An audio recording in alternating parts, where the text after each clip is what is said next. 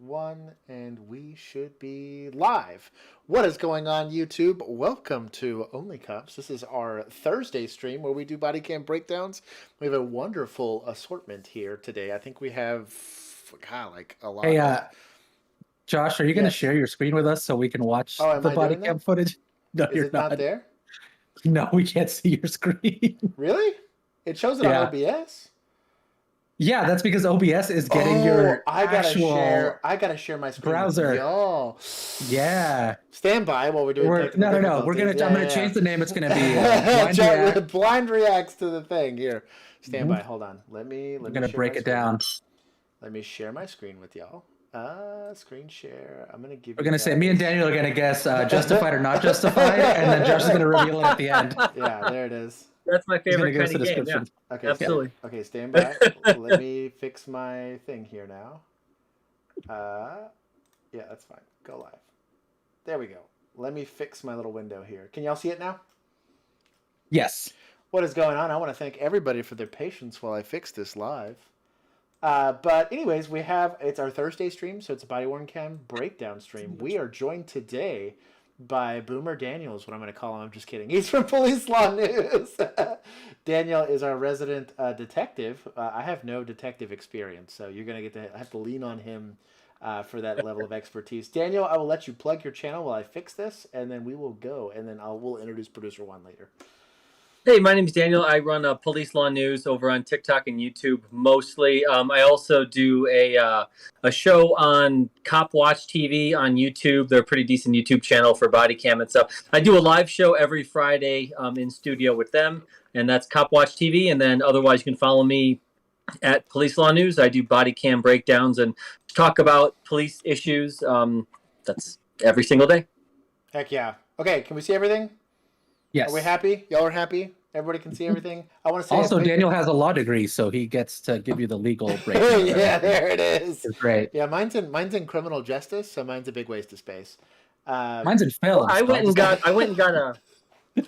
a master's degree in criminal justice before I went to law school, so that's even a bigger waste of space. I was about to say, you said that. What was that department paid for? Or did you pay for it? I paid for it. I got an extra, super stupid. Oh my god.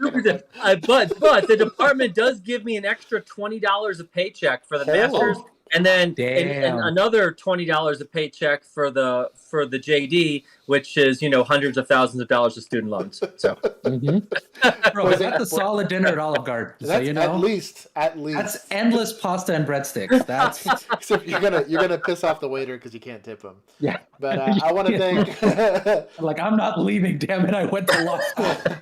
I want to thank Brian Porter for showing up. Joshua Peacock, thank you for showing up, and producer Juan's also in the chat. Producer Juan's at the very, very bottom. He is the other part of the bread with our Daniel sandwich. And so he's going to be joining us while we do these breakdowns. So if you guys don't know, like I said, we do this live every Thursday. We do Tactical Tuesday every Tuesday. And we are doing our absolute best to try to churn out the gajillions of officers' reacts and product reviews that we've gotten. Blank Forge, it is good to see you. And we have, I'm going to make sure everything's good. I don't see any complaints here. If you're watching, go ahead and like the stream so that other people can go and see it. Sergeant George wrote something dirty because he redacted it. St. George is here? St. George is here. It is good to see you guys. So we're going to get started on the footage. I will be addressing the chat periodically between clips.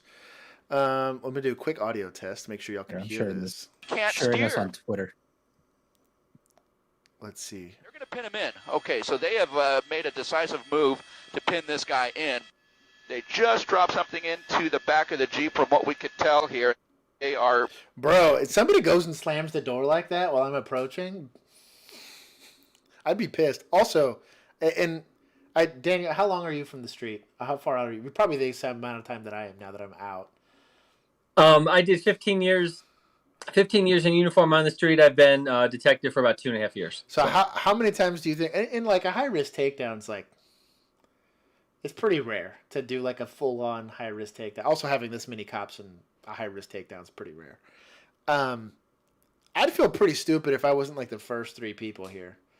Like, that's just always, it's always what gets me. LAPD is terrible about this. Houston PD, I'm looking at you. Like the major big police departments that get into pursuits, Like, I don't know what their policy is, because ours was 2 and a supervisor, unless you got like approval from like Watch Command. That's it. Yep. But this is a whack on the pee-pee for everybody else that's showing up here, at least where I come from. And the biggest reason why is, A, there's still 911 calls that are occurring here. But the other part of it's like, really, you can't contribute tactically to that situation, to be honest. It's the same thing I always say with lethal cover. A lot of times you'll get 15 guns pointed in one area, and I'm like, look, guys, like historically, we're at like 18% hit ratio here, so let's not have like a Revolutionary War style like firing line, or we're just kind of yeeting a volley. We don't want to be doing any of that kind of stuff. You line up in 2 rows, and then front people shoot, and then they duck, and the back people shoot. That's how shield guys like.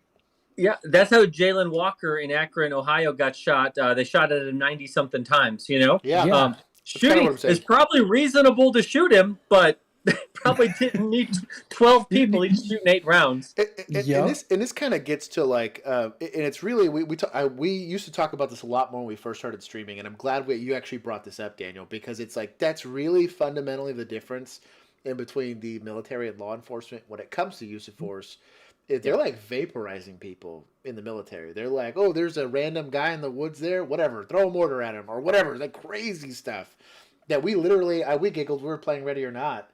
And there's a Bangladeshi company that makes basically the exact same game, but it's 0 hour. In Bangladesh, it's called 0 hour, and they give them grenades in 0 hour. And I was like, what? Like, there's not a single SWAT team in the United States that has grenades. I can't even imagine. I bet most federal agents don't have grenades at their disposal. Like a frag grenade. You might have a flashbang, but you're not going to have a frag grenade. They probably had them when they went to Mar-a-Lago last week. They probably did. Yeah, they probably did. That's what they did. They just fragged the whole place. Grenades, yeah. The whole place. So either way, what I'm saying is like, and the reason I bring this up is when you're doing these types of use of force, we call it a high-risk takedown because the likelihood of force is high. And so you treat this as a deadly force situation regardless because there's so much unknown and the person has already committed to some level of violence prior to your engagement with them. But yeah, the only reason I bring that up is there's literally these 3 guys here at the very front, pretty much the only ones doing anything. Everybody else here is kind of fear for vanity. They're about to do a human pit maneuver, so they're just going to all push to the back of the Jeep. I'm going to let it play. So they need that many guys. Going to be making an approach here, an aggressive approach. There you go. So see, like, what is this guy doing? What is this guy doing? And what is this guy doing? Yeah. Was this fire? No, he's got a. Never mind. I thought that was fire for a half second. That's rubber. Or sorry, yeah. He's got a little rubber shotgun. A little rubber ball shooter thing. Mm-hmm. Shout out to this guy for complying. Eventually, yeah. Yeah, eventually, right? After hitting the 18-wheeler and being pinned in, he complied real nicely. But he can't. Also, like a big L on this Jeep, it totally loses its entire front axle. There's some Toyota Tacoma somewhere that's laughing at you. So. Does it say, was he like carjacking? What was the reason for the chase? When you have 7 officers. Oh, it's just talking about the tactics here. Oh, it didn't say anything. Shout out to police posts. They don't give any context here, but they literally made the exact same comment about having a buttload of officers. Just like who aren't doing anything. Literally zero reason to have that many. And really, because like I said, it increases risk not just to you, the officer, because again, there's crossfire issues and all this kind of stuff, but it's also to the public, because if it turns into a use of force, a lot of times, like unless you predetermine who's going to be deadly, and a lot of times we did this. If it was like an emergency domestic, if I was going code somewhere and I had the opportunity to get on the radio or something, I would tell somebody, hey, I'll take lethal, so-and-so can be less lethal, so-and-so's going to be hands. Let's all stage before we go, and let's all show up at the same time so we're not having some weird... But it takes that decision-making process out of their mind. That doesn't mean, like, again, I can get shot in the face in the middle of that and everyone's job changes, but that's why you don't have 17 people there. So exactly. Shout out to whoever this is. Good job at least getting the guy. I'm glad we got this one. Oh, this is wild. Okay, so this does it give us any... Nope, it gives us no context here. Shout out to this guy. Even better.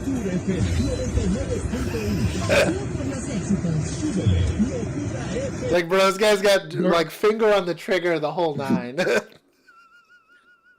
The radio's in Spanish. I wonder, is this the U.S.? Maybe. Is that okay? Wait. Go back a little bit. Hold on. I can't. I have to wait for it to loop. I'll pause it when it goes. Oh, okay. around. That's yeah. Either I just way, wanted to see the sign.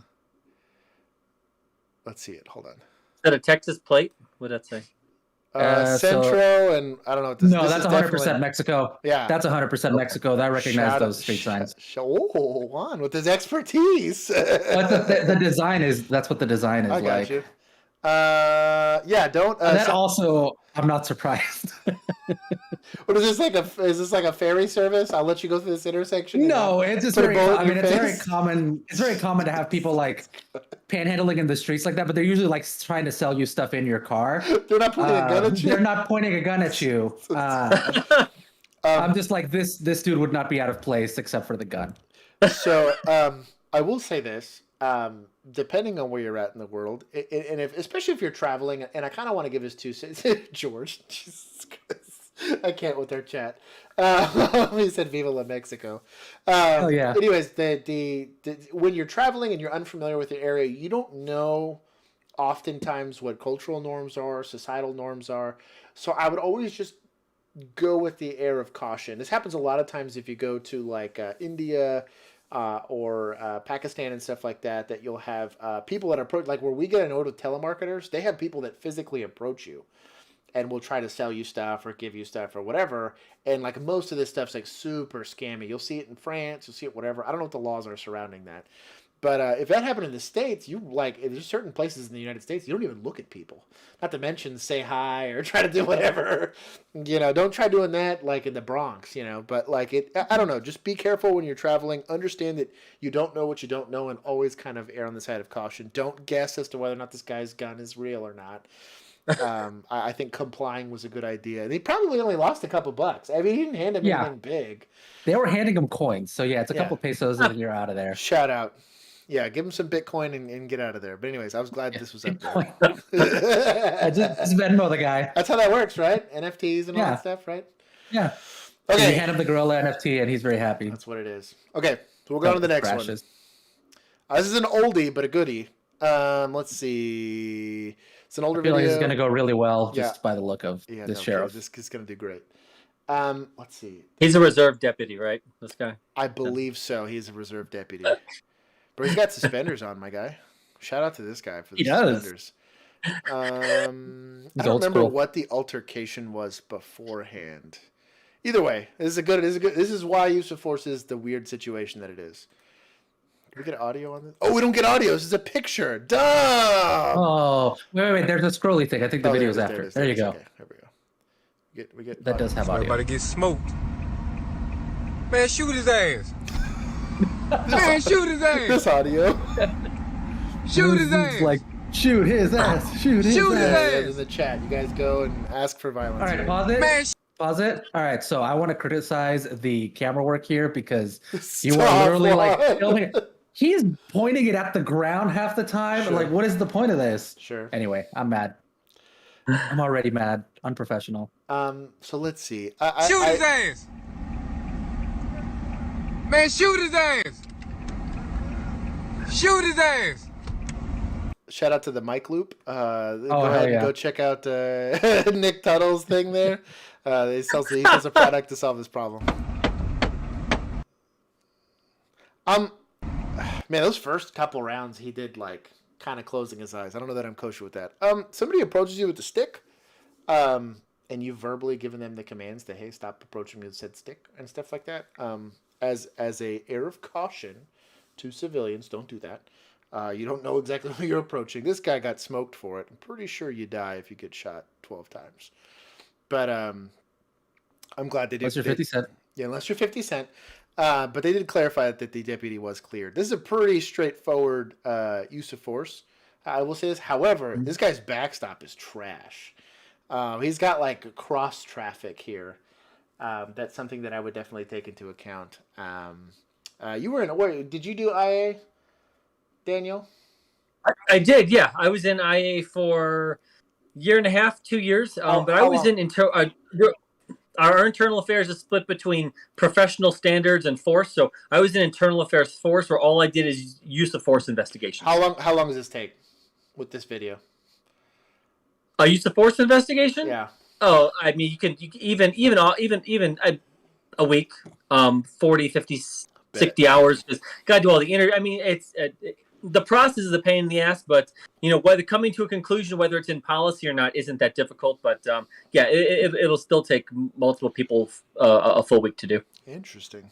Yeah, I always wondered kind of on the back end, because I know like they no matter what happens, and a lot of people don't realize this, any amount of use of force, whether it's super justified, I don't care if you stop the mass shooter or something like that, they are trying you as you're getting tried for homicide effectively. Your affirmative defense prosecutions. I did it because I had to, but they technically treat it almost identically because they have to do the interview process. A lot of people have no idea that's how that works. They think, it's cool because I'm a cop. I shot him. I'm fine. I was like, no. No, because the DA gets a hold of it and then decides. Usually takes them a year to 18 months about whether or not you're going to be charged. So the officer, even if you know it's a good shooting, you have a DA politician who isn't telling you whether. So you're on edge for a year. Yeah, it's no officer wants to get into an officer involved shooting. It's an absolute worst case scenario. I'll say this too, for even justified shootings, like we had a lot of home invasions, and in Texas the term that we have is fuck around and find out. But you'd get a home intruder, they'd get shot, there's a doornail right there. We still took the weapon. We still took this person into custody. We drive them over to the homicide detectives, and the homicide detectives would interview that person, and we would forensically investigate the house. Yep.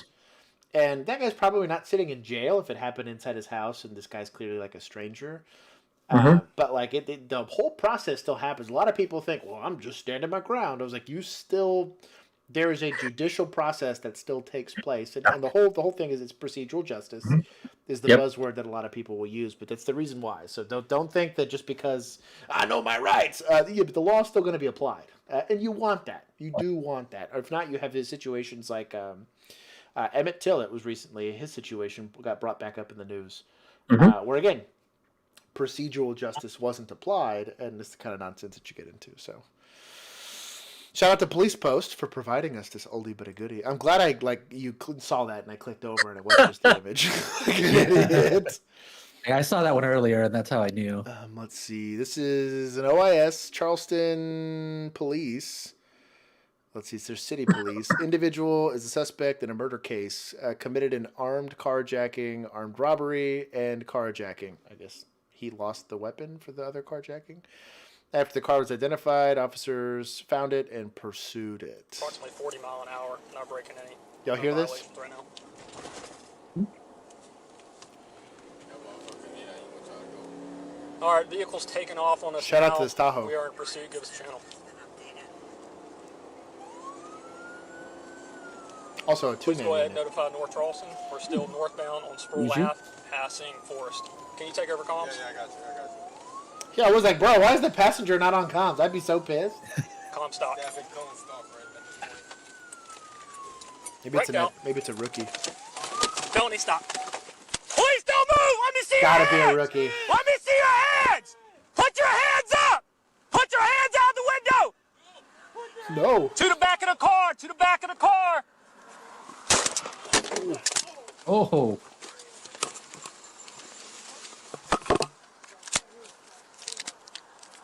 Does he have a malfunction here? Don't move! Don't move!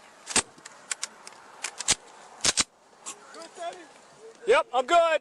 My weapon's back up. Went down momentarily. Put your hands out! Put your hands out! Move hands! Do not move!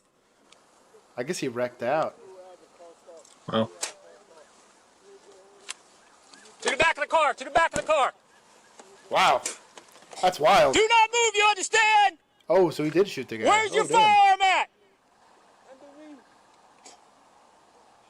Do not move! Why is there no dash cam of this? That's weird. I don't know. It should have had one. The lights are on. Also, it's kind Yeah. of weird that there's a lot of blues here. I don't see any red, and maybe it's the camera, but I thought that was kind of weird. No, there should be red. Is that weird? Is that just me, or am I weird? Down. He's laying on There's top the of red his on his arm. firearm right now. Okay. We need other units.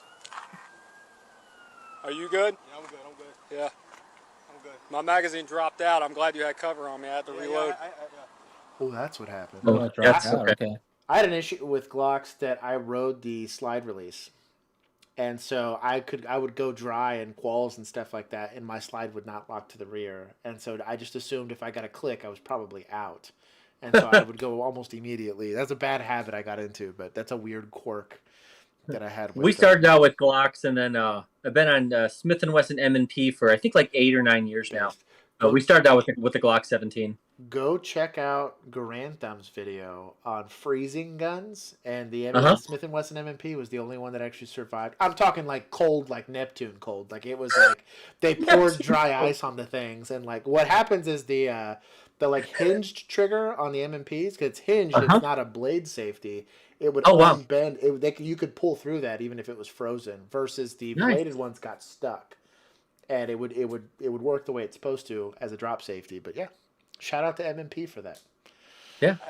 So Blankforge has a question. Shoot it. He says, "Do I put my hands up or do I not move? I can't put my hands up unless I move." So I will say this, this happens a lot in critical incidences or use of force instances where, and this is why you have one person talking and not everybody else. You pick a person to verbally engage an individual, and you have to give clear and concise instructions, and this has to be practiced. This is not something you're going to figure out in the moment.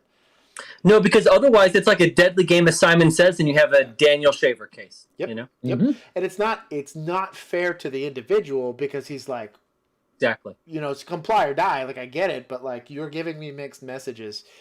This is really that phenomenon is a failure of training, because that wasn't demonstrated to me till I got to field training. Where they specifically said you have one person talking, and I had really good FTOs on this. And he says you need to give only what you want them to do. Don't say anything. Don't change your mind and if you're going to change your mind, tell them to stop moving, and then reinitiate the instructions. You're going to have to tell him more than once because you just changed the rules on him. But yeah, it's like you said, it's a deadly game of Simon Says, and it's not really fair. Yep. And especially if these people are drunk or high. Like I said, I've got no sympathy for bad guys who are purposely trying to hurt cops. But when you have bad guys who are trying to comply, we need to make it as easy as possible for them to do so. Yep. This guy also just got shot, so that also could. That's going to make it a little hard. Inhibit the understanding. Yeah. Tiny bit. So also, but the part of that is training on as far as discharging your firearm and the magazine coming out. If you're shooting at like a weird angle or something weird, say he's going from between his door jamb there, that might be why that happens. Part of that is training, but the other part of that's also stress. So I don't necessarily fault this guy for dropping a mag. I will fault the department for having a 40 caliber handgun. That's so like early 2000s. They need to go. They want their caliber back. I'm also team not approaching till I get units. I'm okay with that. All right, he's laying on top of his firearm right now. Suspect, don't move, you understand? Anybody got a shield or anything? He pointed at us, man. I'm not going up there. Negative. No weapon Crawl mounted to light. your left, keeping your hands extended out in front of you. I want you to shift to your left and move away from your firearm, you understand? Keep rolling. Keep rolling. Keep rolling. Well played. All right. I will go contact. If they didn't already have the chance. All right. Don't move. Don't move. Roll over onto your stomach. Secure your firearm for me. Good. Roll over. Roll over. Put your other hand out beside you. Put your other hand out beside you. We got a suspect at 10. Go ahead and start CMS, please. All right. Shout out. Y'all went to the desk. Trauma kit is in my door. Oh, God. You have any other firearms on your person? No? My only criticism is get gloves. That's pretty good. I don't know much more you can ask out of an officer, to be 100% honest. That's pretty rock solid. My only thing, like I said, I just dropping the mags one thing and 40 calibers lame. Concise instructions. This is an oldie, but an incredible one. I think that was music, so I'm going to kill it for now. Shout out to Police Post. Have you seen this, Daniel? Yes, it's been a while, but this one's familiar. Yeah. This is incredible. Shout out to, is this a Caprice or is this what this is. This is an old. This is like from the 90s. This is from your time, Daniel. What is that a Grand Marquis? Is that probably a Grand Marquis? Makes more sense. Let's see if they got. Yeah, it's definitely music. I'm not trying to get demonetized here. So the scenario here, for those of you that are watching, is this guy, I believe, had suicidal ideations, and he was saying he was going to hurt himself, and he's got a pistol in his hand. And they gave him a beer as part of negotiating, and old boy here is about 70 yards away. I think it was like 75 yards away, and the sniper shot the gun out of his hand, which is wild. Damn. And of course, they were able to secure him after that. But yeah, so he, I watched this. I think it was on the History Channel. But it was pretty wild. Like, he managed to shoot basically just the slide. Like, what an animal. Also, shout out to these A2s. LAPD still has these A2 from the 70s, Vietnam era ARs. Anyways, I'm glad they shared this because I think it's super incredibly cool. The guys that really practice this stuff, and you guys don't realize, like, even someone like Daniel, and I'll bring this up. So I used to do investigations, whether it was an assault or something like that, and there's a difference in between doing investigations for a handful of years and doing them for decades. And when you do something for decades, you're good at it, and you put people in jail and stuff like that, you get really good. Watching a like 12-year homicide detective do an interview was incredible to watch. It was the coolest thing. I'd geek out as like a young cop, being like, oh, those are my goals, because they were literally magicians. And that's kind of what I'm getting at with SWAT. SWAT's kind of the more Hollywood version of that, but that is an individual that is very well practiced in their craft of not just having it, but also like doing it in the wild. You don't pull a shot like that unless you've done it before. I don't care how much you train because of the stress of it. If you've ever heard hunters, they talk about deer fever. And right before you crack a shot off at that deer, you get nervous because it's just a very weird new thing for you. And so your prefrontal cortex shuts down in the whole nine. That guy, what an animal. Shout out to Blank Forge. Josh, shut up and let the guest speak. Daniel, before we get to the funniest cop story. So thank you, Blank Forge, for your super chat. He wants to hear more Daniel and less of me. That's funny. My own Patreon subs talking shit to me. That's what he paid for. It turned on us so quick. Yeah. Daniel, you got anything for that? No, I was going to say that most regular street cops, are never going to be able to pull off that shot. That, just like you said, that's a SWAT officer who trains. Not only are they talented, but they train day after day after day. That is their job, is to train to do exactly that. That's why the idea of, when in other cases, why didn't the officers shoot him in the leg? Why didn't they shoot him in the hand? I think you said earlier that when police officers shoot, they only, their hit rate is like 18%. Yeah. As an abnormal police behavior. That is an absolute professional right there. Okay, we lost your audio for a half second, but we heard 90% of what you said. Sorry. You're good. No, you're good. Yeah. Okay, next video, so we can crush through these things real quick. I think we have audio. I think this is an SRO. Stockton, SRO takes gun off student during a fight. Ooh. Yeah. Ooh.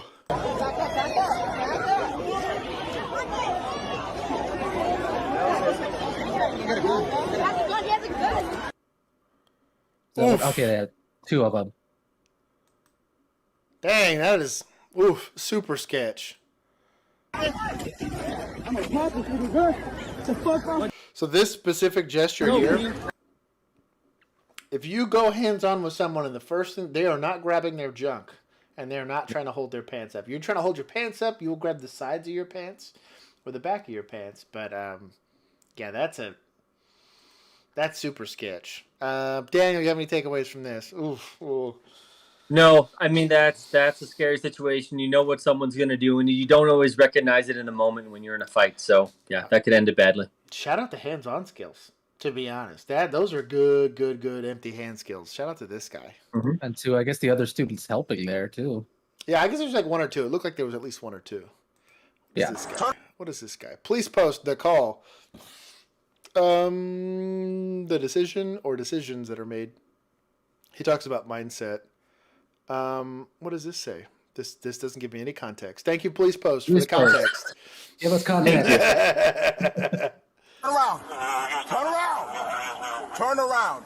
Hey. Oh. Don't do that. Get on the ground.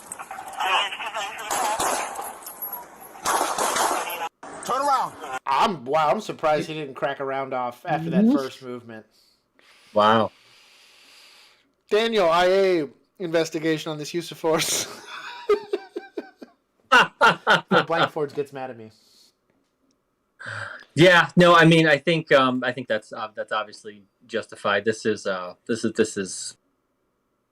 Yeah, I do we know what the stop was for? You said police post doesn't have any context or what he's trying to. Scrolling here to try to see if I can find anything that says police department, Citizens Police Academy. No, what a loser.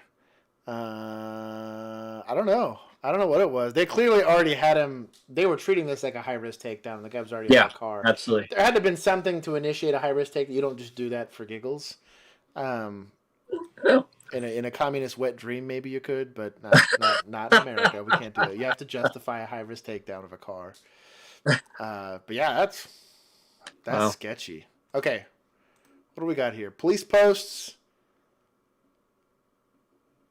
Backstory. We got backstory. Hell yeah. Okay. Miami-Dade officer was critically injured Monday in a night shooting in Miami. Responding officers. This is the radio transmission. Don't know that I'm going to be super thrilled about listening to this, but this is Officers React, so we're going to have to listen to this. It's pretty strange. This is not Officers React. This is Officer Breakdown. Oh, Officer Breakdown. Sorry. Producer Juan. Officers React is TV and movies, Josh. Sorry. They're fiction. Passing my car at 60 miles an hour on 7th Avenue. Officer down. Officer down. All right, QSL, let them know they're going to have another officer down if they keep going at 70 miles an hour near my car. Let's try to use a little bit more tack and not hand anybody up. If they have an officer down, they're going to pass you at 80 miles an hour next time. Miami police released this statement in part. If in fact it is determined that it is our officer, he will be held accountable for his actions. Passing my car at 60 miles an hour on 7th Avenue. Officer down. Officer down. All right, QSL, let them know they're going to have another officer down. So is someone complaining on the radio that someone's driving too fast to an officer? Yeah. down? So an officer is complaining that they're driving too fast past him, and then someone reiterates, "Hey, like we've got an officer down," and then the guy makes the comment, "Well, they're going to have another officer down if they keep doing that." So they're going to. I mean, there was just that officer-involved shooting. This was right after that. I don't know what this person's thinking. They haven't identified him, but they said that they are going to investigate to see, if it was one of theirs. But it was on their radio, so it was clearly one of theirs. But yeah, that's absolutely crazy. Everyone's giving this guy shit, which they should. So Daniel's still employed. So I'm gonna take the burden of just describing at least my feelings on this. The type of ass beating you're earning by saying, having the nerve and the gall or the audacity to say something like that. I get it. There is a safety component to driving, and I totally understand that. And I think when you're driving code and you're utilizing your vehicle in an emergency way, I get it. However, I don't care if it's an officer that's down. I don't care if it's the suspect that's. I don't care who it is that's injured. If someone needs emergency assistance, it's called due regard for a reason. I feel that my vehicle and my personal skill and the conditions in which I'm driving my vehicle allow me to drive to X amount of speed. Doesn't matter what the speed limit is. Doesn't matter what. If I feel like, given the totality of the circumstances, I am capable of driving my car this fast, that's my call, not yours. Because I have to live with, especially if I'm the responding, let's say producer Juan here's shot and bleeding on the ground, and he hits the red button. And Daniel and I are going, right? Well, Daniel being the high-speed, low-drag bastard that he is, right? He's going to be cooking 110, and I'll be like, well, I'm the rookie, so I have the shittier car, and my steering wheel's shaking or whatever. Too slow. Or whatever. I'm not going to watch Daniel blow the doors off my car, right? Because my little crappy car is going, and I'm not going to tell him to slow down. I don't know. Just check yourself and your attitude that you think it's that important. Also, to not know that it's an officer down situation, how I think he did. I mean, I'm sure. There's no way that would have been quiet on the radio. I'm sure he knew. I mean, for an officer to say something like this, that. I mean, he's already in a position where he doesn't have any friends in the department. I wish. Yeah, because my question is, why isn't he on the way then? That's kind of what I'm getting. I don't know. I don't know. What's he doing just sitting around letting cars pass him at 60 miles an hour? Also, 60 miles an hour is not that fast. No. Sorry, Texas speed limit 70. I'm sure that was like a neighborhood street or something. Producers want driven faster to get a cup of coffee. Yeah, this is not a school zone with children crossing. This is. Anyways, go take that L. You're an asshole for saying that. I'm glad we got to this. So I'm gonna call this fake.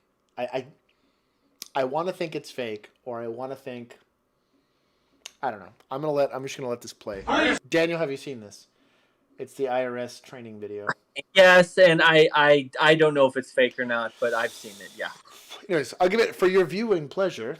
It's funny. Shout out to Drinking Bros. We're gonna watch this. Freeze. Put your hands up. Put your hands up. You're gonna arrest me. Where's that hands up? You know, steal money from the government, you're going down. Down. I'm trying to like. It has break to be it down. fake. It has to be a joke, right? Yeah. Gotta be 100% fake. I don't know that. Bro, did you see the thumb on the back of the slide? Rip. Do you see everybody getting flagged on the way in?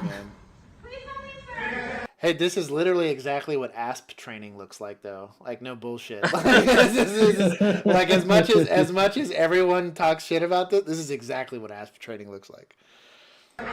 The reason I think this is fake is because they're not like cadets in the academy where they're in uniform or anything That's what like I was that. thinking. Yeah. You know what I mean? So that has to be. So this is fake, or this is a different drill that they're running like civilians through or something. You know? Yeah, this feels more like it's like one of those things where they like run the civilians through like police academy or whatever. It's like you're like gonna a go through citizen some police yeah. academy. Yeah. That's what I think this is. And then someone was funny and said it was IRS. Yeah. Yeah, it's a weird. There's no way this is real. That's my take, at least. No. But if it is, I'm not paying my taxes. I'm not scared of the. I'm not super scared of the agents coming. I'm just saying. This one just happened recently, or at least I've just seen this. This is just recently. Yeah. Well, we have the full YouTube video of this one. Oh, do we? I believe. Yeah, I put that one in the thing. We can get up to. I don't know if you decided to use the. Or maybe not. Okay. Put it in the Discord, and I'll make sure. It was in the. I did put it in the Discord. I just don't know if that got clicked or not. Okay. Long story short, we'll watch the YouTube video on this one because I want a little bit more context of why they made contact with her and stuff like that. Yeah, it's like 4 videos back, Josh, in the Discord. Copy. I'll go pull it up. What is this? Shout out to Fit Responder. Buns are off. That's a meme that's been going around this week. It's funny.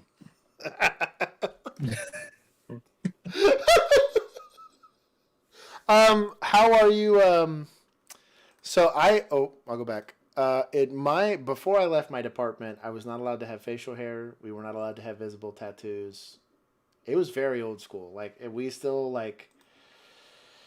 We could barely have weapon mounted lights or something. So, I know Zoomers have to be cops here soon, and I'm guessing this is cooler. The younger millennials used to be into this kind of stuff, but I don't know, man. Yeah, it was a thing. It's a changing world. Sure. It's a changing. We didn't world. do the like shaved side and then the buns. We had like intense. full long hair and buns. Okay, dude. Okay, I didn't. 0 to 10. What do you think this does to your officer presence? Go, Daniel. This is a 0. This is this is an absolute 0. You could, in my department, you couldn't walk into briefing like that even now. Like, you couldn't do it. Well, they'd probably cut it. I shit you not. Like, your body's owned by the state technically, as long as you're working there. Like, they might cut it. They used to make us shave our face if we had too much like of a 5 o'clock shadow coming in. So what's the difference? If you're on patrol, then in uniform, then you, at least in our department, you can't have any facial hair at all. You can't.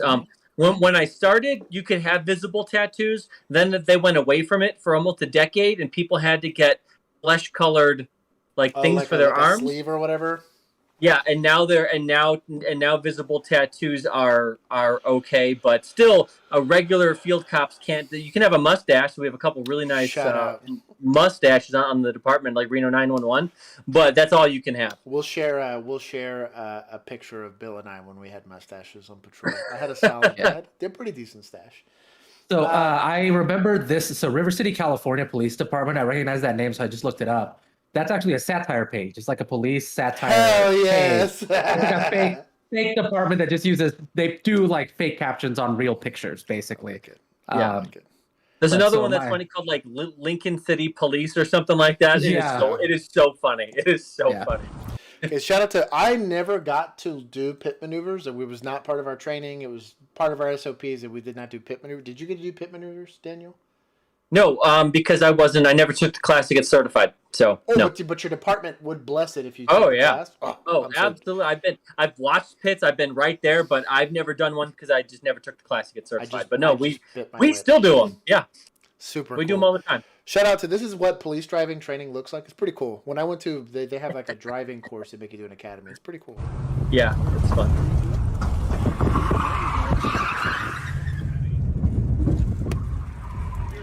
You're in some shitty old Caprice, but they had V8s in them. I was really lucky. We did I think it was evasive lane change. It was like so you'd have to get as much speed as you could. We had a big old Six Flags parking lot that we would go do this. It was humongous. And I was very lucky that one of our motors guys had an Interceptor Charger, and this thing was badass. And we got it, like, it would get up to 100 even in a parking lot. It was pretty cool. And then I, became a cop, and then driving fast became not cool at all, because it just nothing but heartburn.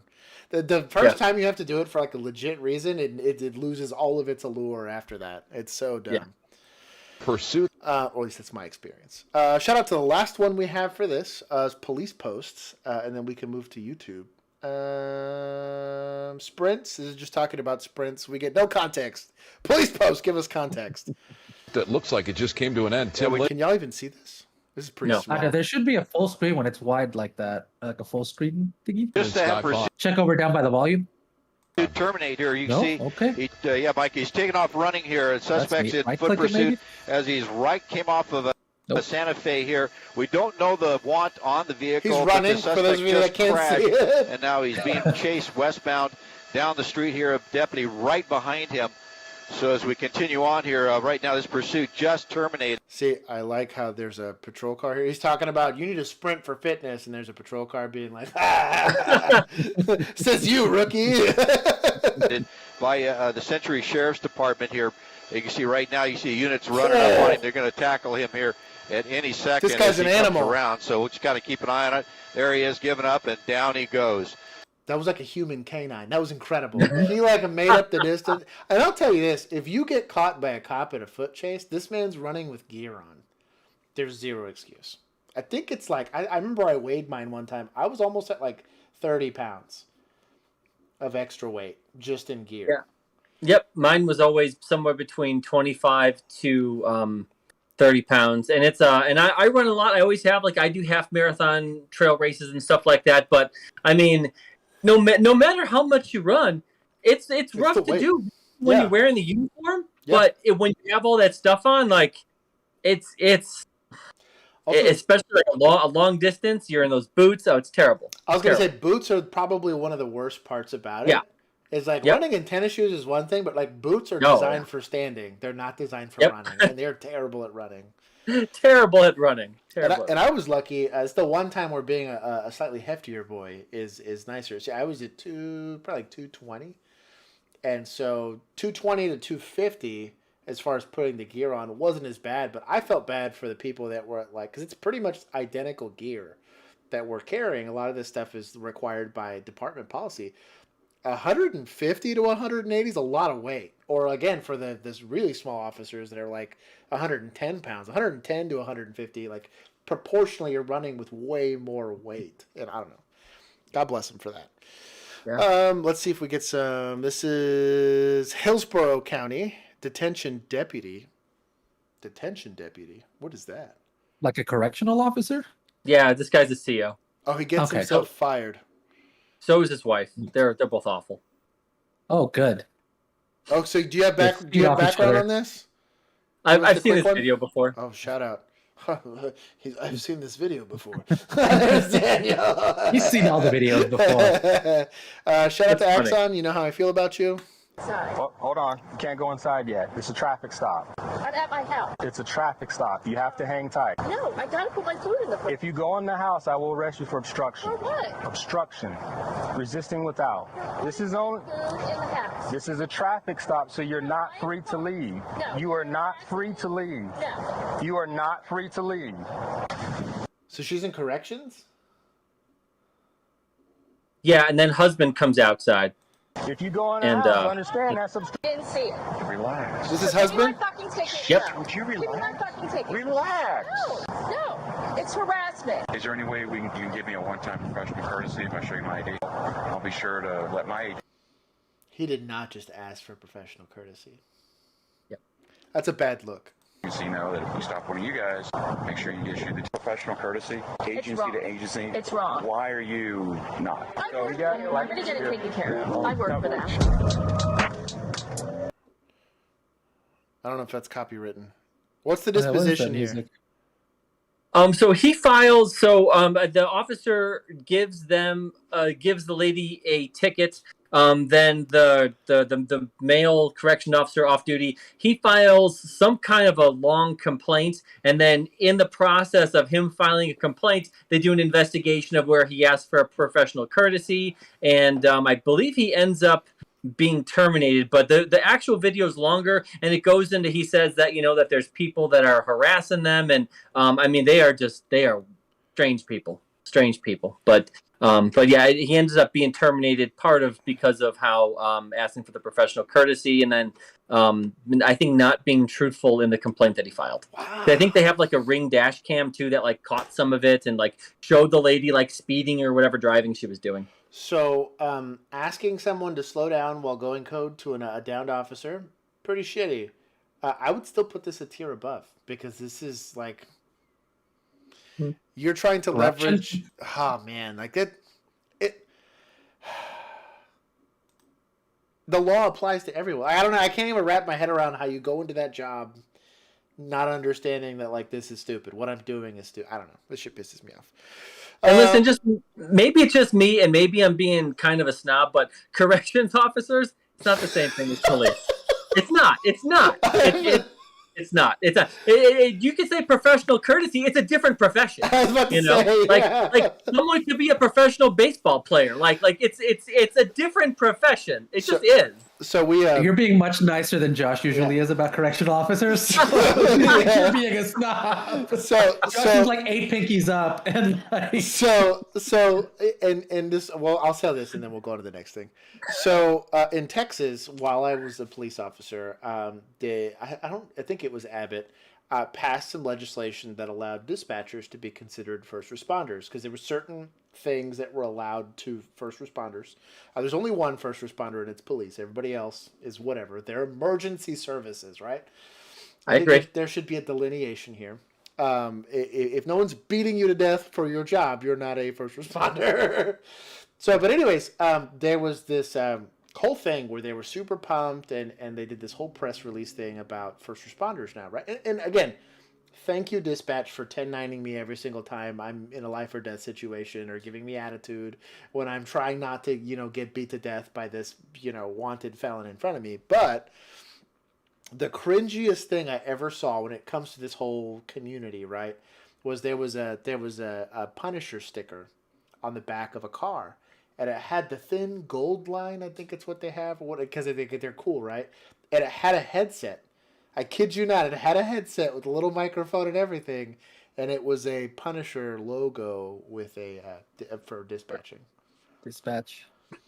That's so cringe. It was pretty. I don't like that kind of stuff. But I don't, and like it's not like in. I won't go and compare myself to Army Rangers because we didn't do the same thing, right? In the same way that an Army Ranger won't consider himself to like Delta Force, right? In the same way Delta Force won't compare themselves to Superman. Like we're very different people that have our own reasons of being proud of ourselves and our job, but like it's real cringe, dude. When you're on the business end of being a cop, like it was the weirdest. And we had people. So during riot season.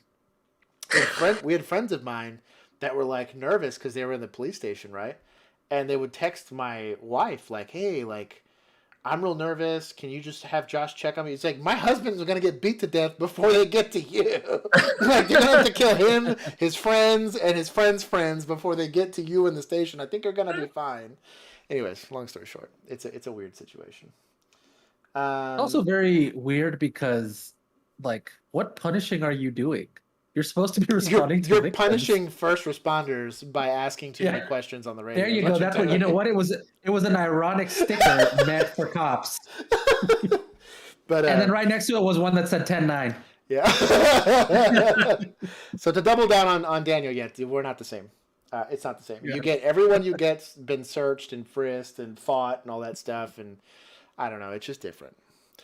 I'm going to ask for professional courtesy because I also use a camera at work. I'm a professional, so I should get I also filmed stuff. Okay. Like you film stuff, I film stuff. What's the context here? Let's see.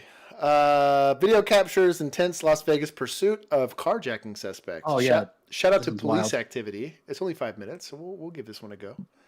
Have you seen this one, Daniel? No. Ha ha! I won this one. We found something. I think this one's pretty new.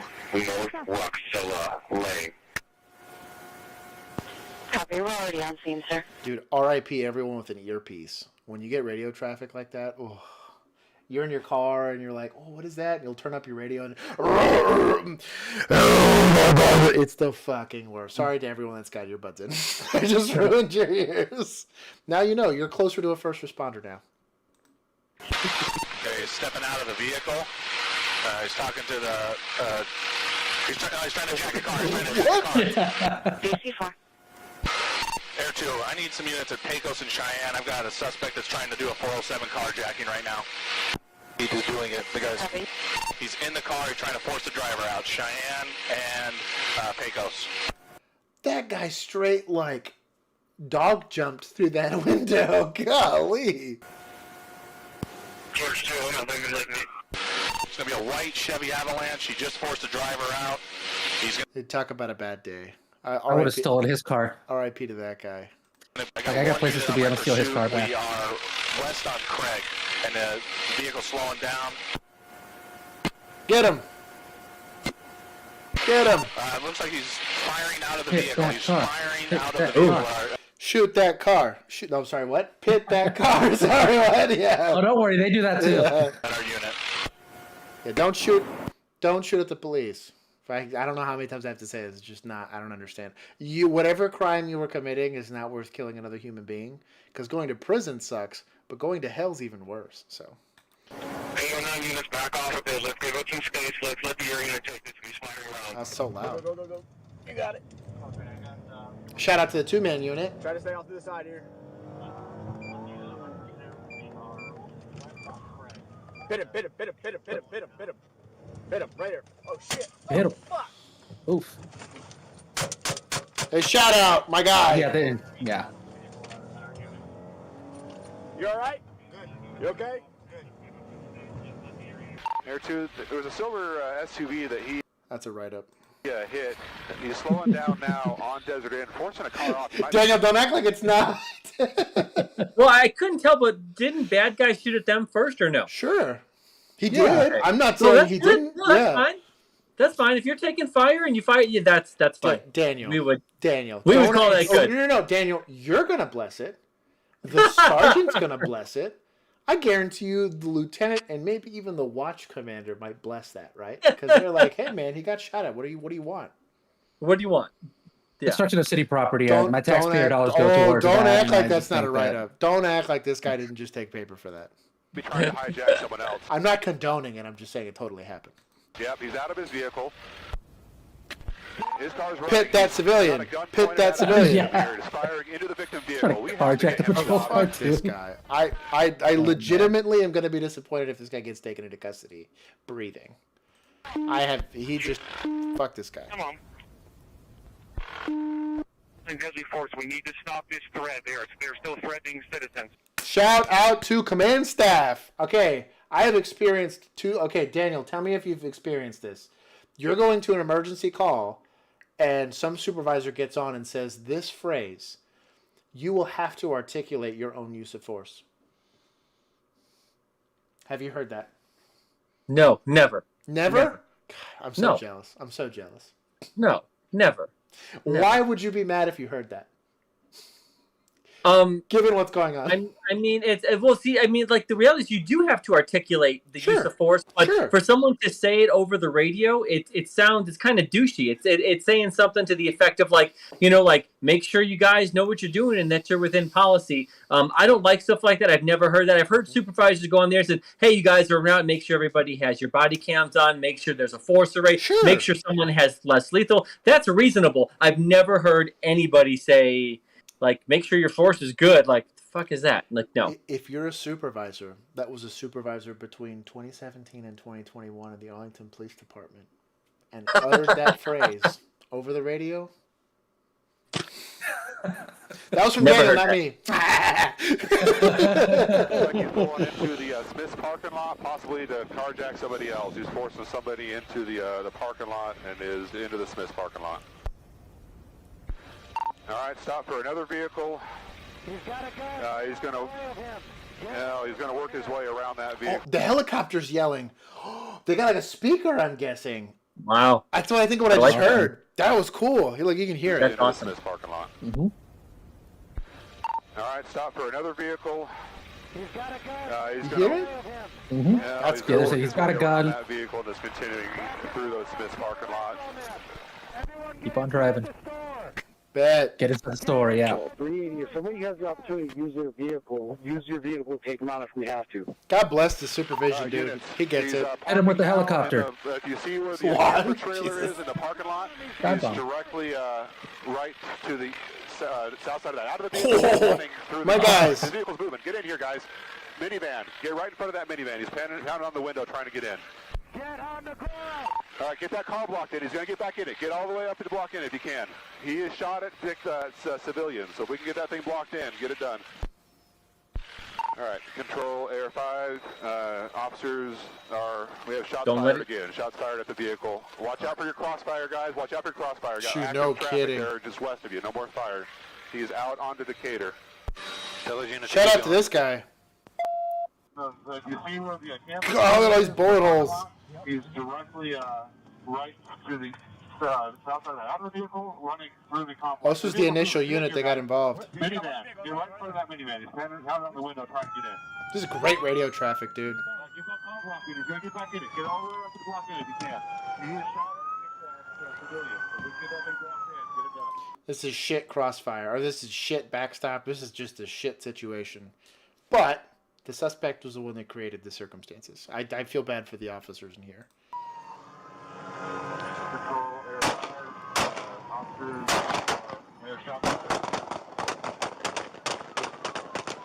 Yeah, that was a sketch crossfire situation. Major intersection. We've got very light. Oh, they're cooking it. Goodness. Picks up by the freeway. Field description again, please.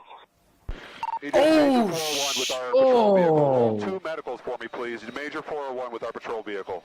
Nope, take him into custody dead. Fuck this guy. Head on over K9 officer. And he takes some of these hoses. What do you say about the K9 officer? He was asking for K9. Steps out and shuts the chamber. You see him turn a dial, and then all of a sudden, this chamber is like sprayed by. Oh, it's this guy's dash cam. This is just a regular civilian. I was like, what the hell's going on? And I was like, I realized this guy's just dash cam. Different nozzles all around the chamber, and actually, dude, no hesitation. Shout out to these guys. Everybody.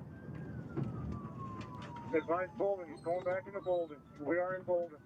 Oh, there's K9. Shout out. We're I also want to showcase this has got a check engine light on it.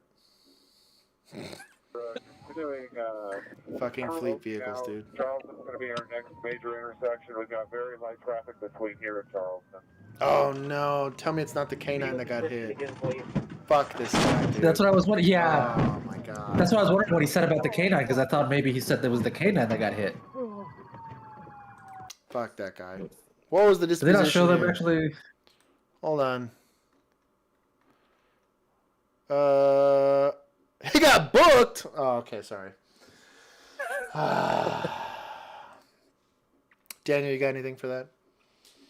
No, I hadn't seen that one before. That's worst case scenario. I mean, I'm sure we all felt the same thing. Is when he pulled into the Smith's parking lot, we're all just thinking, "Don't go into the store. Don't go into the store," because that's worst case scenario. That's what I thought he was going to do, especially when he went around that second time. Is he was going to run into the store and make it a hostage incident? But it's better to have him stay on the road. Damn. Big L for taking him into custody alive. Sorry, I can say that. Daniel, don't you say anything. Use the Fifth Amendment. Shout out to teen embarrassed by made-up tale of avoiding DUI by flirting.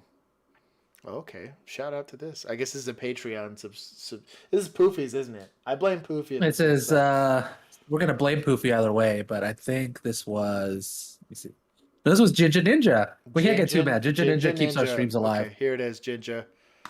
I got out of a I think it's DUI, you for him because he's in the UK. Could it be true? Did this teen really flirt her way out of a DUI? No DUI. No. I vote no. I vote a big no. Guy, you imagine, like, you'd be real, like, to only get days off. Like, because there's body cam footage, there's the investigative stop in and of itself, there's going to be the SFSTs that you tried to do at the very least. Like, I don't know. I'm going to vote no. I'm with Daniel on this one. DUI for me, bitches. 18-year-old high school student Skylar Fluss posted the video on social media, claiming she was pulled over for drunk driving, but talked her way out of it after giving a sob story about breaking up with her boyfriend. I was like, I just got out of a really bad relationship and he's really toxic and he dumped me. She even says she failed a breathalyzer, but instead of arresting her, she claims the cop asked her out. I blew a 3.8. If you blew a 3.8, you'd be dead. Okay, to be fair though, I'm not saying the cop probably would have arrested her. Now the getting asked out part, I've met some unscrupulous officers. Daniel, don't act like you haven't either. You know for I don't know where so. Here's where you know this is bullshit because there's no such thing as a 3.8. No, that's called being dead. That's called being dead. Yeah. It's a 0.38. So yeah, and even then, I was in DWI unit for over 4 years. I've done almost 3,000 drunk driver arrests. Yeah. And of that many DWI arrests, I've only had less than 10 that were above a 3.5. So that is very rare. Those are professional drunks. So you know that she's full of shit. Yeah, I think the highest I got was like, and we did blood, so there was no way. It took a little bit longer because we had to do the blood draw. But I think the highest we got for a blood draw for me, I think was like a 0.26, and that she was hammered. Yeah. I had a 0.41 that was the drunkest ever. Oh my god. But walking and talking, the highest I ever had was a 0.32. Walking and talking, drunk, but still able to communicate and do field sobriety tests. But yeah, but the 4.1 I had was on a crash where he was unconscious. Oh, I can imagine. We drew the blood. Yeah, there's no way. Yeah. Even a 0.3. I'm on the blood alcohol chart here, and basically they're like, at 0.35 you might just stop breathing. And so I don't know about you guys, but our jail, if you're a 2.5 or higher, the jail won't accept you without a medical clearance. So it used to be a 3.0. It used to be a 3.0 back when I started, but now it's a 2.5. It's Albuquerque, New Mexico, so we have a lot of drinkers. A lot of drinkers. A lot of homeless people who are are drunk all the time. So that's true. Yeah. Blank said the highest resident expert Blank Forge was a 3.1. Shout out to Blank. That he's still breathing today for that. Yeah, that was him personally getting it. Not administering it. The teen also posted video she says was from earlier in the night that shows her chugging tequila and goofing around. She's the worst. Now the sheriff's office is fighting back, releasing this body cam video that shows what really happened. I pulled you over because you were weaving a little bit back there. Where are you coming from? I was coming from my friend's house. I actually just got dumped. Okay. So I was like crying and like I'm really Okay. How those crocodile tears flowed. Were you on your phone and stuff too? I was trying to call him to get a hold of him because my heart. The officer shows compassion. Well, I'm just concerned that you were weaving because of alcohol, but if you're on your phone, have you been drinking or anything tonight? No? Okay. He checks her license and registration, and when he returns a few minutes later, he seems like a good guy. Sounds like you're having a rough night, so I'm not going to add to that by writing you a ticket or anything, okay? Contrary to the teen's claims, there was no breathalyzer, and he definitely did not ask her out. Today, I spoke with the officer. Now, Daniel, I want your take on this. I'm not going to say anything. I want your take on it because I have 2 cents on this, but I'm listening. I mean, I think she was just lying for social media credit or whatever. I mean, it seems strange to admit that you committed a crime on social media. I mean, to me that's absolutely crazy. This is one of the reasons why I love body cameras. I'm glad that the sheriff's department was proactive and did this. I think it is so important to get that out there when stuff like this happens. Get it out there quick. That's why I love body cameras, and I love having every citizen contact recorded. So if my stop was for weaving, like failure to maintain a single lane, right? Yeah. How? Where's the procedural justice, huh? Well, so is what I'm getting at. Would, at least where you come from, because where I come from, if my PC for this stop was failure to maintain a single lane of traffic, or just veering, right? So I'm going to say that this is an investigative stop because I believe this person's intoxicated, and I don't do any level of SFSTs, as far, even just HGN or something like that. Is that not like a bad stop? Or is No, that I don't not, think so. No, I see where you're going with it, and I think that's because, I mean, people can weave for all kinds of reasons. So he gets up there, and I mean, it's like it's at that point once you're you're having like personal contact. If you don't see any of the other signs like the bloodshot watery eyes, the slurred speech, the odor of an alcoholic beverage, so my guess is he didn't see those things, which is why he didn't proceed. But he asked anyways. He asked anyways, like, hey, like, what's the reason? And she said she was on her phone. That made sense with the weaving. I mean, it's one of those things. It's like because everything with DWI is progressive in nature. So if you stop someone for weaving, if you don't see any of the signs of intoxication, there would be no reason to go forward to do anything else. I'm tracking with what you're saying because I'm not pulling that person out of the car unless I see those. I have to smell the odor of alcohol, bloodshot eyes, slurred speech. Her speech did sound pretty good. I will say that. The only thing is, if she was chugging liquor prior to getting in this vehicle, had a little bit of weaving, all I'm saying is there was times where I didn't want to smell marijuana, so I didn't smell marijuana in a car. Yeah, I've been that the guy. thing is because I was in the DWI unit. That's all I did for over 4 years was drunk drivers. It was like finding Easter eggs. I loved it. It was great. But it's like everyone I stopped, almost no. If I stopped anyone for weaving, I would have them do a quick HGN while they were in the car, 100%. whether I smelled alcohol or not. Just because I stopped him for weaving and I'm there. But that's like, that was my thing though. So if it's not your thing, if you're just a regular patrol officer and this is in between calls, I could see not being super aggressive and doing HGN on everyone. And especially if you don't see any of the other signs of intoxication, I think it's reasonable to not. And she, watching that, I mean, it's hard to tell with just the body cam, but she didn't seem intoxicated where I'd be like, he messed up. So and I'm team the way that Daniel broke it down, and I'm glad he did because he came from a better department than I did. But it was an ass kicking if we didn't at least do HGN. I'm like, who would watch? But who would watch? Like, I mean, like, what overlord is like above you, making sure like I could do 20 or 30 stops a night. I mean, yeah. Make sure you articulate your own use of force in this active shooting in progress. You think I'm kidding, dude? Like, it was like I don't drink, but one of these days, Daniel, you and I are going to sit down and I'm going to tell you some stories because there was some incredibly toxic things occurring at my old police department where, like, it's weird because I now have anxiety watching some of this stuff because I'm like, oh, that's totally a write-up. The shooting out of a car thing, I was like, that's totally a write-up. No questions asked. And again, we took paper sometimes knowing damn well we were going to do it. You know, the driving fast past somebody or whatever to go to a 1034 call.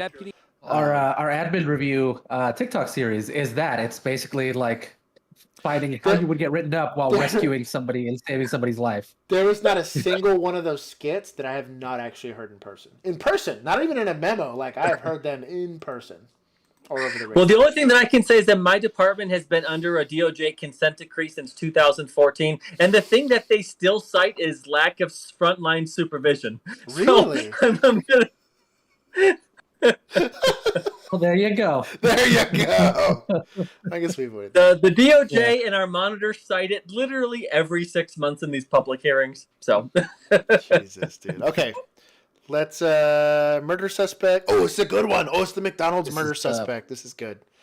This is good. The McKiller. So I'm gonna skip some of this because I'm not gonna watch all 14 minutes of it. But just so y'all know, call text is here that the guy orders his food. The food that he orders isn't warm or whatever it is. It isn't to his liking.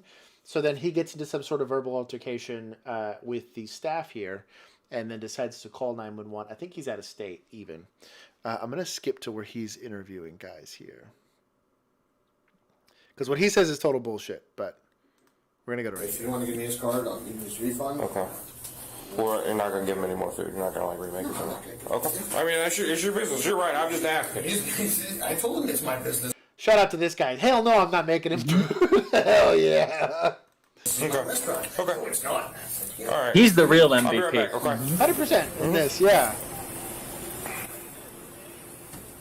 Oh, shout out to Law and Crime. Can you run one name and date of birth? Big oof.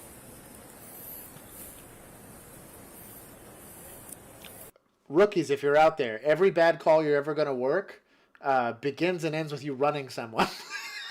You run someone and they 10-12 you or whatever it is your 10 codes are in your police department. That's all of my bad calls, I swear. I ran somebody and I was like, fuck.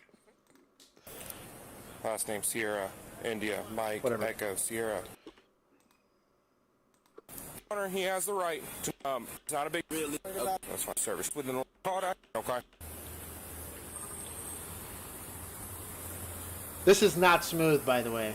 I've had to do that. I've had to finesse some stuff, and this was not a smooth way of doing it.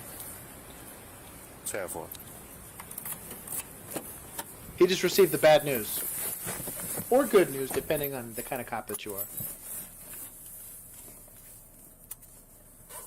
Is he issuing the citation here? I'm not watching that. Well, yeah, they just tried to give him a criminal trespass notice. Yes. Which I didn't have a notice.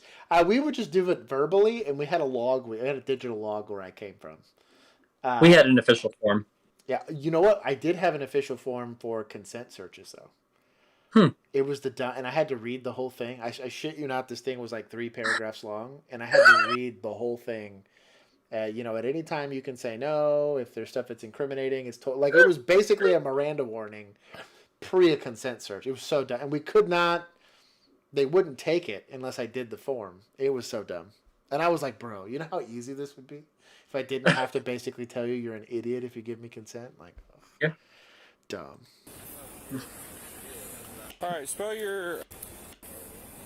I remember how. I like his hair. What's the address here? 49 now. I was just gonna skip to the last 5 seconds and then. No, you're not. Yeah, just come on. Shout out to this. He knows what's up. I'm not under arrest or anything, No, sir. Just come over here. I'm gonna have you sign this real quick. I said I'm not under arrest or anything. No, you're not. Yeah, just come over here. I'm gonna have you sign this real quick. So I don't think the hit came back at this point. Oh, it came back. Fill this part out. Can I see it, sir? So why are they telling him that he's not under arrest? I'm afraid of y'all, sir. Why are you They're afraid? trying to finesse it. All right, I'm gonna walk you through. Why are you doing that? I know how to fill it out. Why are you doing that? I know how to fill it. Am I All right, arrested? yeah. No, let's do it again. The second he said yes.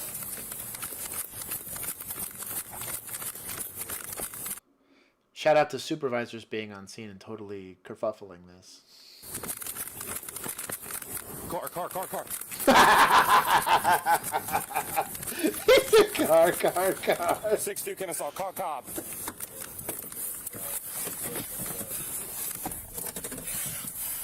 The noise that this guy makes after he's in custody is I want it to be my ringtone. It's great. Here it is.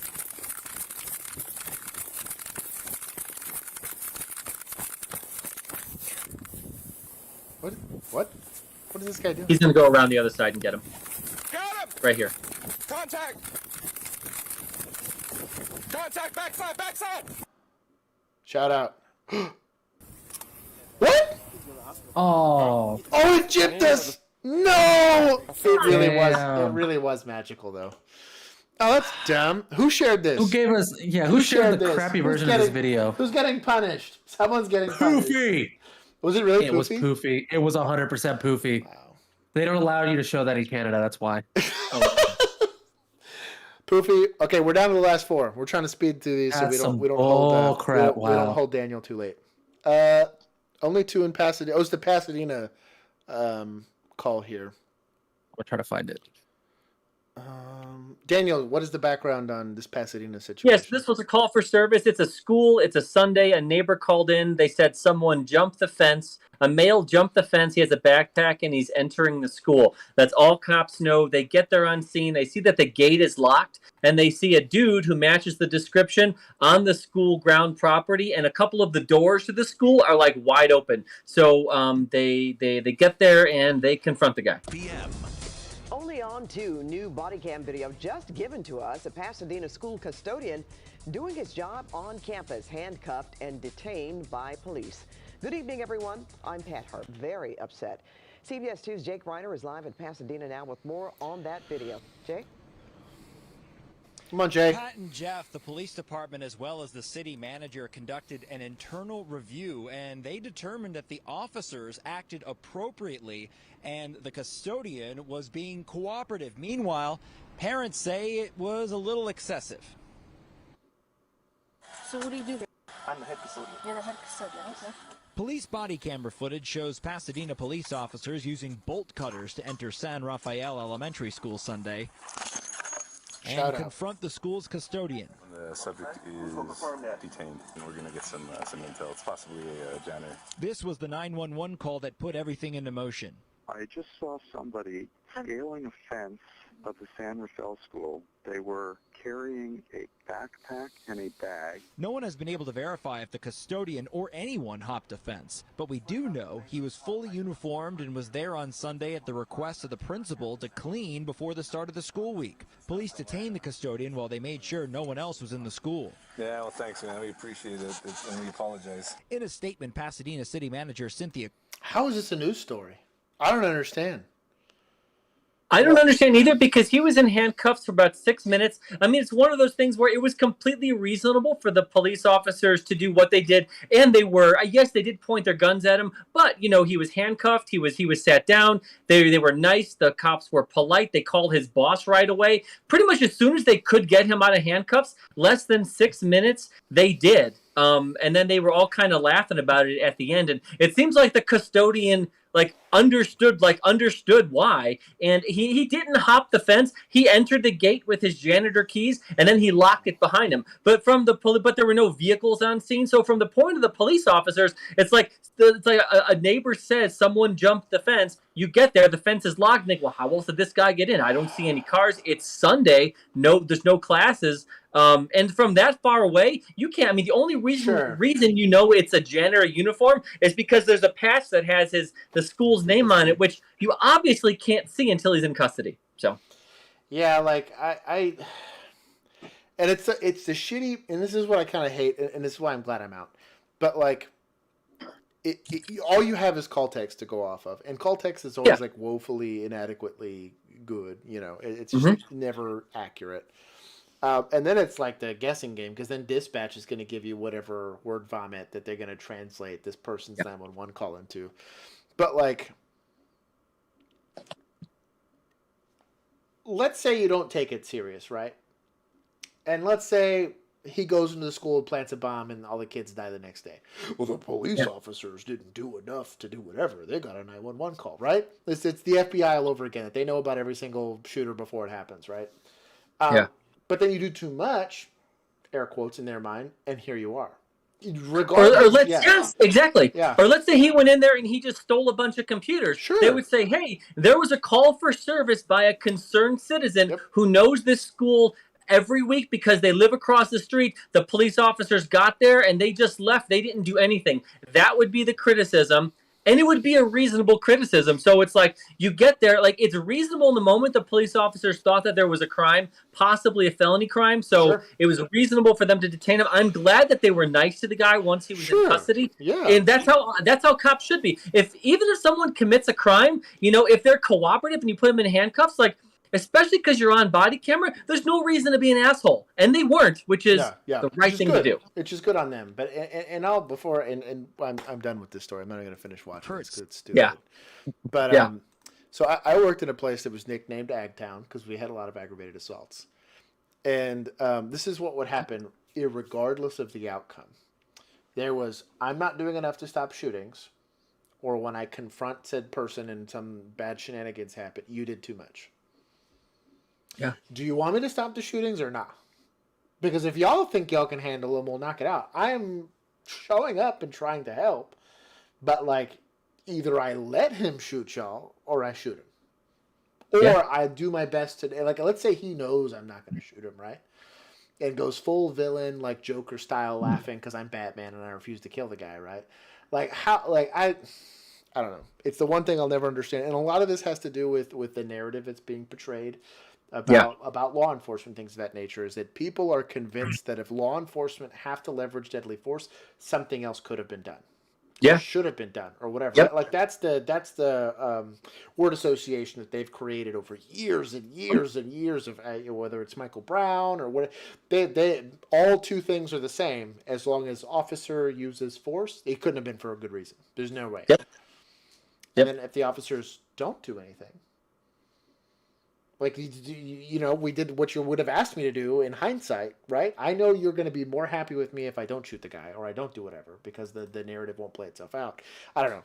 It's a real damn. Yes, I mean, if police patrol high crime neighborhoods or black or Hispanic neighborhoods that are high crime, and they're patrolling these neighborhoods and being aggressive, they're going to say it's racist police just trying to take these people to jail. So if the police pull back and homicide rates go up, those same exact, and it's not the people who live there. The normal people who live there don't do it, but it's the activists who say, we pay taxes too, and the police are racist because they're not giving us the protection that we deserve. So, because it's the narrative of the police being bad is all they care about, and whatever facts, the opposite facts, they're going to make fit that narrative, and that's what's frustrating. Yeah, I agree.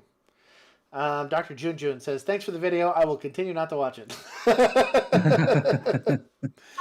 Yeah, I dropped the McDonald's that one in Pasadena there. story is only interesting because of the backlash and how ridiculous the backlash was against the police. It's not an interesting story besides people went crazy about it. Oh, yeah. And that's what's weird about it to me is like they just don't, I don't know, it's weird. It's stupid.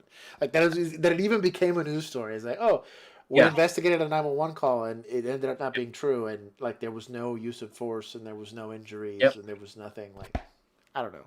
There wasn't even charges brought up. It was just like, oh, okay. No.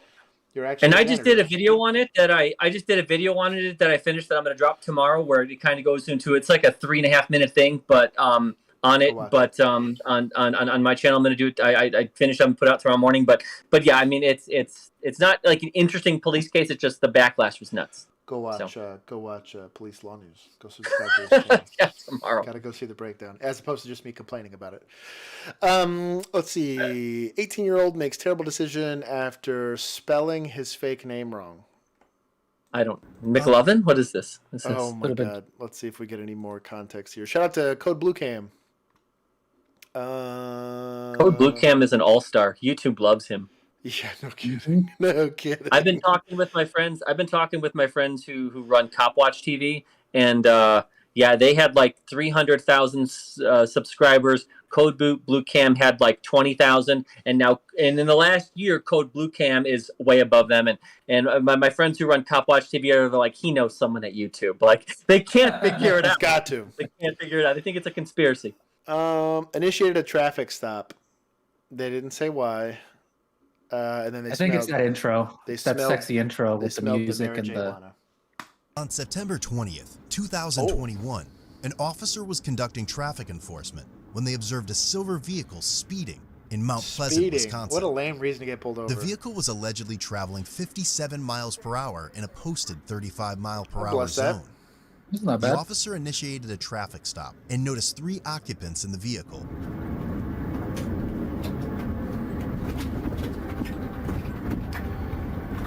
Maybe I'm insensitive, but a Crown Vic with rims is rolling PC enough.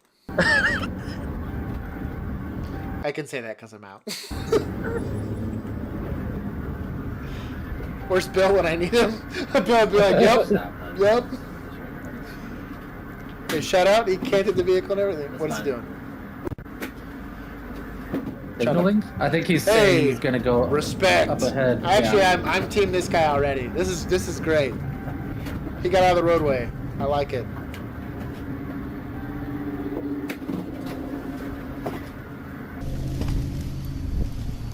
Now, is that a good way to signal that? Stick your hand out. Approaching the vehicle, do it. That's better than quickly moving your hands to your waist and trying to pull something out. Yeah, I was gonna say maybe like, could you do like a blinker or something? Would that be understood, or does it matter? Just drive slow. As long as you're driving like not clearly like you're not trying to evade in any way, shape, or form. Yeah, I think you're fine. Yeah. So detected a strong odor of marijuana. Just for people who might allegedly be driving 57 and a 30. Thank you. Shout out to this passenger side approach. The reason for the traffic stops is speed. Any reason for the speed? I'm trying to get home. Also, shout out to staying behind the speed pillar, bro. I'm team this guy, dude. Hell yeah, we're seeing good policing now. Yay! This almost never happens. My little sister's at home by herself. Okay. Do you have a driver's license on you?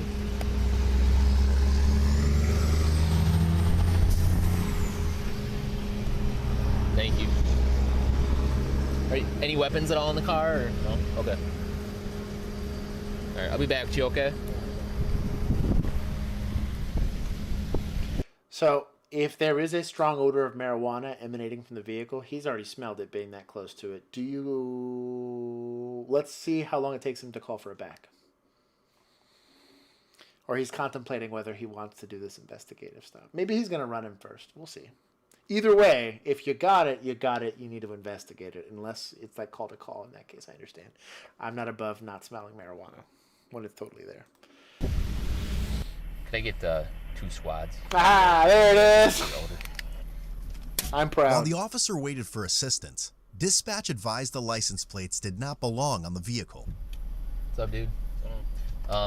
Three dudes in there. It smells like marijuana. And the plates don't match. Pretty strong. All right, all my stuff's frozen, so I'm just gonna. He was gonna say shit, So and he knew he was gonna get. That's a write-up. Right up to that. Watch that passenger side. Also, who is surprised that his MDC does not work? Not I. Yeah, someone go with me, and then someone watch the passengers. Look at this.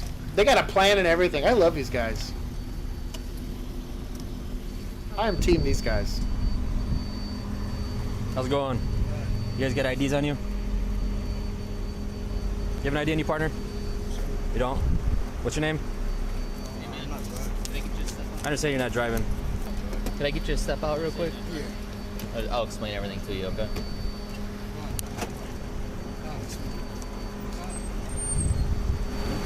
So how would you do this? I'm just curious, Daniel. I know how I would do this, but how would you do this? If you know you're taking them all out for a PC search of the vehicle, how do you do this? Well, I'll be honest. I wouldn't be concerned with the smell of marijuana, so I would deal with the driver. Yeah, I don't care about that. That doesn't matter. Yeah. And especially, and if you think it's like might be like impairment or something like that, well, you're going to take the driver anyways because the plates don't match. So all I would care about is getting the driver out. I would get him to the back of the car. I would get him away from his 3 buddies so they couldn't see what was going on. And I would deal with just the driver. The passengers, I wouldn't ask for their names, their IDs. I would tell them what's going on, and I would say, get out of here. That's what I would do. But I'm going to let y'all know that's because Daniel keeps it gangsta. That's the way. And again, it really comes down to he is looking for the most serious of the crimes that are possibly occurring. Maybe the car stolen, maybe whatever's going on, and he is treating the very precious thing that he has been given as an oath to protect these people's constitutional rights, and saying that I stopped for a moving violation, that means I only have this driver, and this driver is the only one operating that motor vehicle on a public roadway which means that my detention is on that individual. The rest of these guys who are going to tell me to pound sand, I'd rather not even piss them off. Let's just scoot y'all on out. I got no business with It's safer for me if the three of them exit and walk a half mile down. Like, that's what I want. I want one person I'm dealing with. I don't want three people. I don't want to mess with that. They're passengers in a car. They have nothing to do with anything. If they want to stick around to figure out what's happening with their buddy, if it's public property, I probably can't make them leave. But I mean, yeah, I don't want them around. So, to be honest. Base. I respect it. In my department, you're getting your ass kicked if you smell marijuana. You're not searching the shit out of everything there. Also dumb, because I'm Team Daniel on this one. I would never say that on my camera that I smell marijuana. I would never do that. Like, I'm not interested in marijuana. I don't care. Big games. Don't care. Yeah. Don't care. I respect it. Yeah, it was a whole thing. There was a lot of times and it's why I mentioned it earlier. There was a lot of times I didn't smell marijuana. I was like, no, we're not today. We're not dealing with this. No. Never. Especially if it was burnt marijuana, and there was a difference between the smell of fresh marijuana and burnt marijuana. If it was burnt, I probably didn't even bring it up, to be honest. Don't resist me, man. Yeah, I'll get it for you.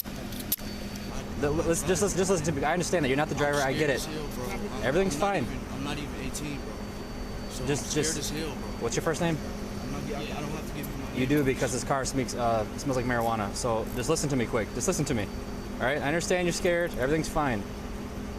Look at this chick. Just cooperate. I just need your name right now.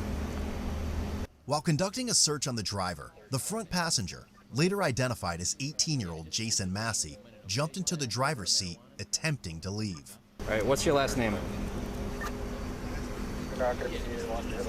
Daniel doesn't get stuck in this situation because Daniel tells They would us have been how gone. to leave. They would have been gone. They would have been gone, and they would have been happy to leave. They would have been happy to leave. I would have said something like, "Listen, I'm not looking to waste any more of your time. You guys are free to go." I understand. And they would have been gone. I would never see him again. I would deal with the driver and maybe the stolen car or the stolen or whatever license plate nonsense. Yeah, this is unnecessary. And this is because Daniel's trying to go home. What these officers, Daniel's trying to go home and he's trying to make sure everybody else goes home, which is smart. What these officers are trying to articulate here is that the odor of marijuana is giving them PC over everyone there, to detain anybody there, because they said it's reasonable for me to believe that someone here is in possession of marijuana, and because they're inside of the vehicle and it's emanating from the vehicle, that's the reason why they have PC. I personally believe that is edging too far against the rights of the individual and not giving because and there's actually the Bruin case that just recently came out, that as the enforcing agent, you are not allowed to decide on the definition how you're choosing to enforce it. You have to go based on what case law is going to be, and most of that's like, let's say I find weed right in the center console, and everyone says it's not mine. Where does it go? Driver.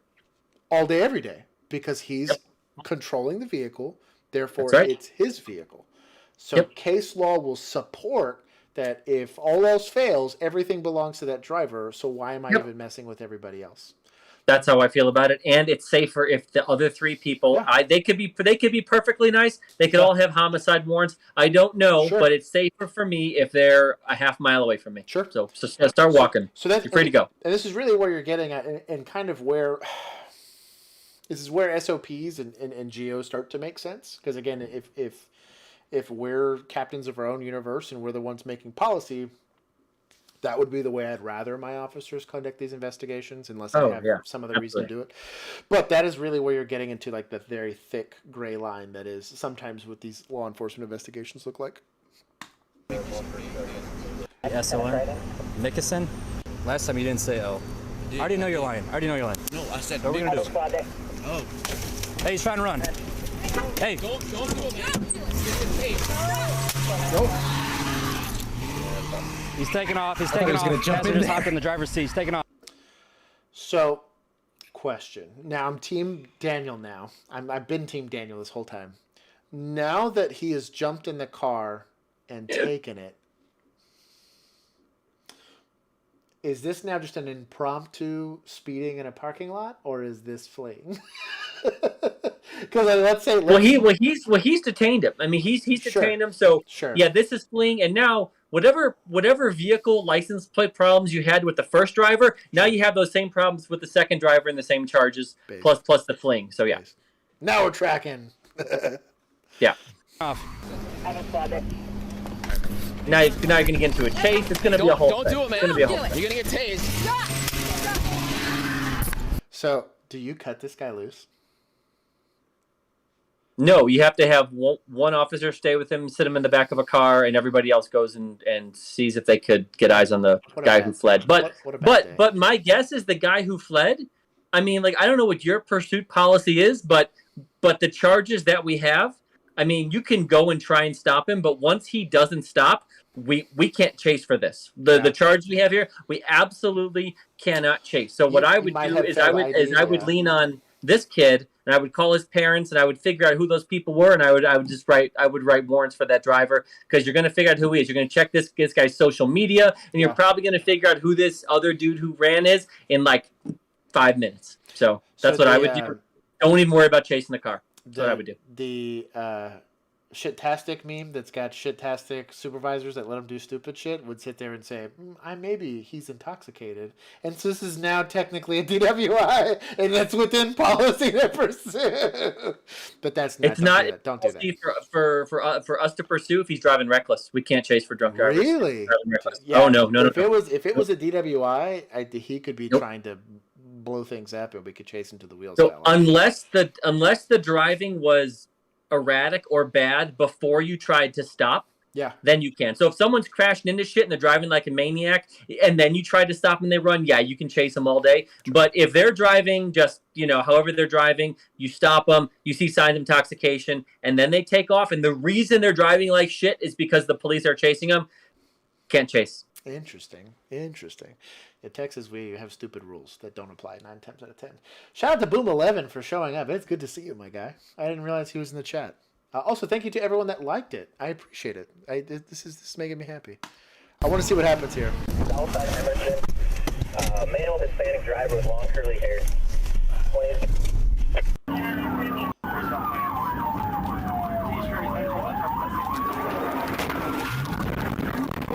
Did he bail on foot? Oh, there he is.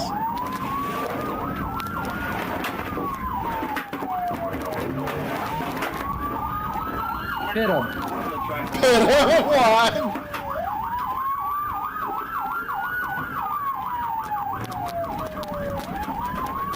Dude, shout out to this officer for not running and driving this whole way. This is some veteran move shit. Totally a write-up for leaving the roadway, though. This is on the west side. Maybe I'll swap Why is he running still? I don't get it, dude. He's gonna outrun the car, man.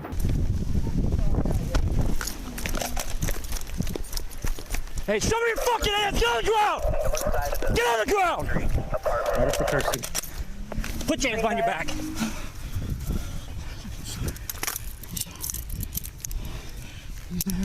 Hey, bro, we got I don't care. Frog's got the driver detained in her squad. So, detained at... if you're a aspiring officer or still currently one, if someone makes a medical statement, whether it's legit or not, don't respond with, I don't care.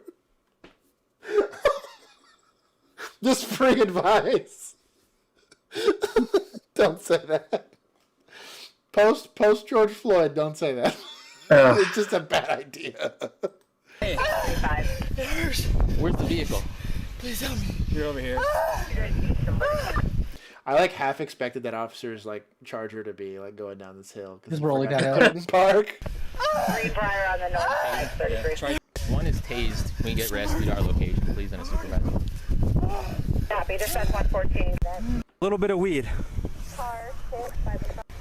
Tell me he ran for like a warrant or something. Are you injured at all? Where are you hurting? My whole body hurts. Location of that victim vehicle. Shut up. My whole body Damn, hurts. but that's because I'm over 30. Can y'all please get my... Where did you ditch that stuff? Daniel's like, what a young kid. He's complaining about 30. That's all in there. Jason? 16th Street. Or, I'm sorry. intersection of Emerson and 16th. There was a female on there too. I'm not sure where she went. Female's gone. Just relax, man. Just relax. Daniel's like, where she should have been this whole time, gone. Shouldn't have even been part of the stupid traffic stuff. Now, I will say this. All of this hoopla for what? Some weed, probably? Not even a warrant? And I bet you the car's not even stolen. It's just shitty plates. Yeah. God, it's a Craigslist car. Those were the worst because somebody else would steal it and then sell it to someone else. And then you're like, oh, yeah, this is UUMB. It's unauthorized use of a motor vehicle in Texas, at least. And you're not even getting the guys that are stealing cars. It's just some poor idiot that bought, a Tahoe for $25 on like. Yeah, exactly. Yeah.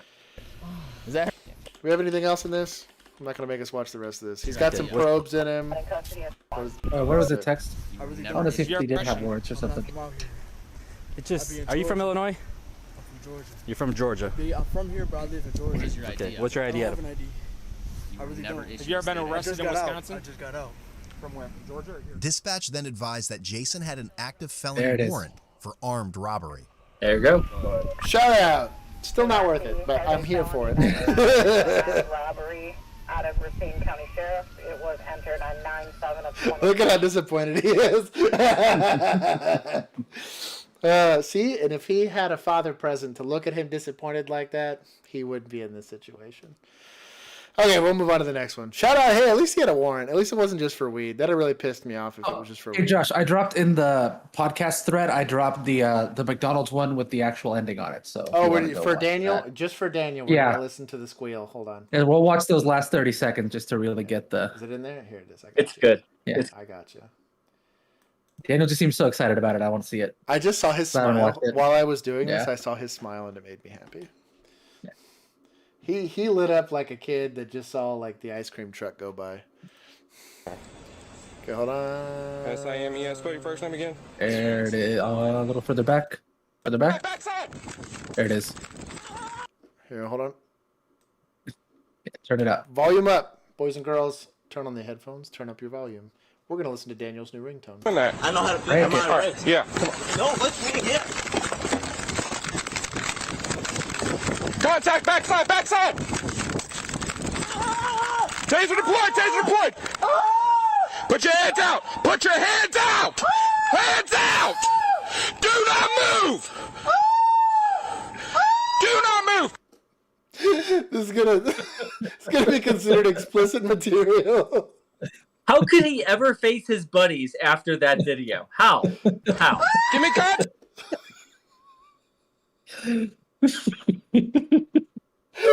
That's the least gangster thing I've ever seen in my life. Also, the way he went out, like complaining about McDonald's, like He loves. I mean, this guy had a warrant for homicide, so he For loves hot homicide. French fries so much he's willing to spend decades in prison to let everybody know how big of an issue the temperature was. And you know what I want to say about this? So the homicide warrant was for he was part of a 3-person thing where a dead body was found in a burned car. It's just like, you know, if the French fries were as hot as that body, then it'd probably be okay. So that's what happened. Is this was at a previous McDonald's. He was trying to heat up his fries with somebody's car while they were in it, and he's like, "Well, I can't do that again because they already have me in the system." Better just complain about it. If you'd like to keep Only Cops monetized, our Patreon's as little as $1 a month. That gives you access to our Discord. There you go. Our famously monetized Thursday streams. Oh my god. I don't know that we've had But no copyrighted music, guys. No copyrighted music, damn it. Okay, what are we on? This one. $80,000 worth of drugs. How much does it weigh and what is it? Oh, wait, do we know the answer yet? I don't know it, so I'm asking. Want to do a poll? Do you want to do a chat poll? Let's do a chat poll. Okay, let's say, Daniel, what's your guess here? I'll be honest, I don't do drug stuff. I've never been interested in it. I don't know anything about drugs. Okay, so Daniel, I'm libertarian on that, so I never screwed around with drugs in 17 years, so I have no idea.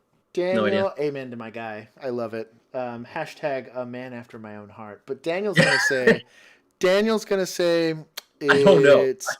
We're gonna go with LSD because he's a boomer. LSD. I'm 39. God, so old. Yeah, wow, that's old. What I'm saying is I'm 31, and I'm feeling the age gap here. Juan, what's your boat? I'm gonna play it safe. I'm gonna go with like cocaine. Cocaine. And I'm gonna do like Coke. 50 kilos because I don't know how much that is. I'm just doing the type here. I'm gonna say meth, and then we're gonna say that Blank Forge says I'm gonna make it up for him. What do you think Blank Forge thinks this is? Edibles? We're gonna go with marijuana. Blank says it's marijuana. I feel like that'd be a lot of marijuana. Mary Jane. That would be a lot. That would be like a car full of marijuana. Mary Jane. Ask the community. Polls go away. We have 19 concurrent viewers here, so they hear you guys. Vote away. We'll see if you guys are legit. On July 19th, 2022, a deputy was advised of a vehicle that had sped off after a neighboring county tried to pull it over for a traffic violation in Fond du Lac, Wisconsin. The deputy located the vehicle and observed them driving recklessly on the interstate. Sergeant Daniel's already on the radio. That's not in policy. Let it go. Also, Juan, you were winning at 100% with Coke, unless you voted for yourself. I voted for myself. Okay. And I meant Coca-Cola. Oh, meth is now at 50%. Oh, we're up at 6 votes. So yeah, that's actually legit.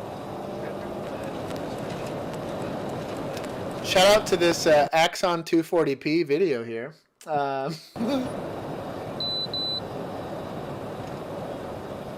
Dispatch also advised that their plates were registered to a different vehicle.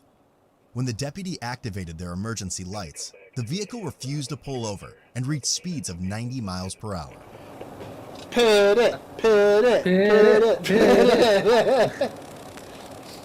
Hit that car. Fight that guy. 35 miles an hour or lower. Is that the cutoff? Threshold? Yeah, anything higher than that's considered deadly force. I good thing you were here last week. Yeah, no kidding. We saw it at like 100 miles an hour. Saw some pits that I was like, I'm pretty sus. That was our pit and canine stream. 107 to 90. Oof. Do you have any other reason besides looking for Winnebago? During the pursuit, the suspect threw a white bag from the vehicle, landing in the middle of the interstate. Could be meth. It could be meth. I still feel like... Oh, that's a big bag. Cocaine seems like the most throwable to me. Cocaine is Following throwable. deputy stopped and picked up the bag, which contained a significant amount It's like of illegal cornhole, drugs. you know? It's like those little... Daniel here is like, what illegal drugs? That's illegal. That's a victimless crime. Yeah. I love it. The guy bail or what? Continuing southbound approaching military. We'll be able to tell if it's Coke. He ran out of gas. He was on his way to You sell the crazy drugs for bastard! 67 to 41. No gloves. That's a write-up. Oh my god, what an animal! Shout out to these Motorola laptops. So I had these. These were nice. The suspect continued to flee recklessly and reached speeds of 130 miles Let per him hour, go. throwing more items out the window. Throwing red shells and he's throwing banana peels. Banana peels. Those fake question mark boxes.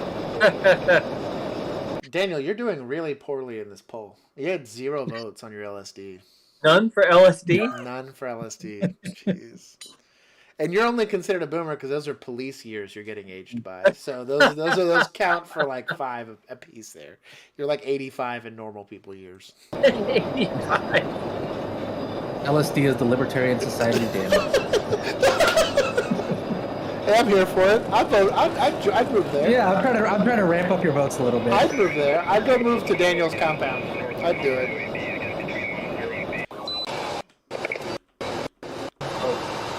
What did it say? Eventually, the suspect lost control of the vehicle and crashed, Shocking. becoming disabled on the railroad track. Shocking. The suspect then fled on foot. Well, shout out to this officer for running. Oh, no. That's barbed wire. Oh, no, that's just chicken wire. We're good. 5/8 foot fail by the railroad track and the frontage road. Should have hurdled it, though. Come on. Car! By the railroad tracks and the frontage road? That's real specific. I mean, there's nothing else out there, but still. Fond du Lac, Wisconsin.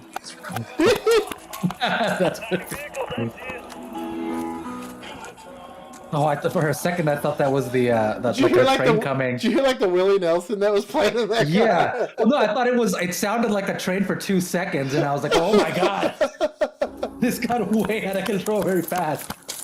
Does he get away? 75 and tall grass. Get on the tall grass! Get out! Not according to the thumbnail. Okay, this is how you know his PFC shut down. This man's got a weapon-mounted light on his gun, and he is pointing a flashlight. My guy. Let's get it together. Get out of the tall grass! They got like a rock solid like FBI hold too. Did they make you guys do it? Did you guys have weapon-mounted lights? We have weapon-mounted lights. So y'all didn't have to learn the whole FBI. He's just here to flex today. That's all he's here to do. Oh no, we did. And even in our even though we have weapon-mounted lights, our night qual even now, half of it is with the handheld, half of it is weapon-mounted. Based. That's a good way to do it. Because, and I've said this before, even if you have a weapon-mounted light, I would still keep a light on your belt for when that, because those things take like an 100%, hour and a half absolutely. tops of light time. It's nothing. Yep. So, Go watch our flashlight review. He talks about that. yeah, go watch our flashlight review. Moving around. Look at that. I got Leslie's Get over on. here. Get out. I can see you. You're going to get bit by a fucking dog. Get up. Get up. Never. Get up now. Gonna get bit by a snake. I don't want to fight y'all. Get up. Get on the ground now, dude. You're going to get bit. Stop. Jarvis Starks, my name is in my wallet, sir. You hear me? My wallet is in my pocket, sir. I don't want no problem with y'all today. You should have stopped them. Then you would have I was had problems. Oh, Cujo's right there, dude. Oh, that's a bad day. Look at him. What a good boy. I'm going to pet him with my mouse. I was scared as fuck. Y'all scared the shit out of me, bro. I grew up in Racine. He's got cuts to his arm. Just get him checked out. I came to visit. How you doing today, sir? You know my name? Can I know your name, officer? What's up? You think he's high? I kind of like this guy. I'm kidding this guy. But I'm pretty This is the kind of criminal I like. I'm This is pretty the sure kind of he's criminal I high. like. He's cool. I really have no... Minus the running, because running is sketchy, but... And the 130 mile an hour driving. His attitude... I'd rather hang out with this guy than most cops I know. So The heroes that were asking for professional courtesy earlier... I would hang out with this guy who ran over those corrections officers any day. I couldn't have either of those in my presence for 2 seconds. Yeah, I would let this guy stay at my house before I did. Absolutely. I'd give Next him a time room you're and coming to everything. Fond du Lac, Yeah, come shout out. My name, can I know your name? My name's Jarvis Starks, sir. Bro, he's so high. Jarvis Starks? I like it. Yeah. Are you from California or Wisconsin? I'm from Wisconsin originally, but I don't... Go ahead. He's high as shit. But he's from Wisconsin. Midwest are just good people, Bro, you know? Also, if you're from Wisconsin, do you have anything better to do than to get high? I got shoes down here. All right. Are you okay? Milk Okay, some because you cows. went into that ditch hard. Okay? Oh, I ain't gonna lie. Okay. Are you okay? I'm thankful y'all didn't beat my ass, folks. I'm literally scared. I've seen this guy. Y'all didn't beat my ass. Thank you. I appreciate y'all so fucking much. Shirts, man. Y'all amazing for not beating my ass. In the middle. Excuse me. What is it? I need to know what it was. Y'all funny shit. All right, end the poll. End the poll so that nobody can vote after the fact. Hold on, end poll. So Yeah, we no got cheaters. 37% Coke, 37% meth, and then Blank Forge with Mary Jane at 25%, and Boomer Daniel got 0% of the votes at 20 for LSD. I never would have said LSD. I just don't know. It's got to be Coke. Damn, Daniel. Firearm and a digital scale. Yeah, and I'm not trying to profile, but if it was a crazy looking white guy, I'd say meth. You know, so you wouldn't be wrong. Yeah. All right. Yep. If you don't want to help you. Tell us. Fentanyl pills had a total weight of Fentanyl. 297 grams. Fentanyl. We're all wrong. He had 84 grams of cocaine, probably the cocaine. Oh, hold on. So it was Oxycontin. Oh, it was mixed. Oxys too? Wow. Yeah, Okay. Oxy, fentanyl, and coke. Counterfeit oxycodone pills. Oh, laced with counterfeit. fentanyl and 3 bags of cocaine. So Juan wins with cocaine. My God. Shout out to But that. he had everything. This guy doesn't discriminate. I like it. I will say this. I have fought way more drunk people. And drunk, I'm talking alcohol drunk. And I've had people get way more belligerent being drunk than high. Heroin, I don't mess with at all. Because heroin, I fought pretty much every person that was high on heroin. But meth, as long as they were high, they were fine. If they were coming down from the high, it was never good. And marijuana, like, quite and truly, if someone was like, yeah, dude, I just smoked a blunt, I was like, this is going to be a cool ass altercation. Like, we're going to be cool. That's what I said. Like, I've done, like I said, around 3,000 drunk driving arrests in single car units. The vast majority of them by myself. The amount of drunks I've had to fight, there's no question I'd rather deal with people on marijuana. Like, I mean, there's just, it's not even a thing.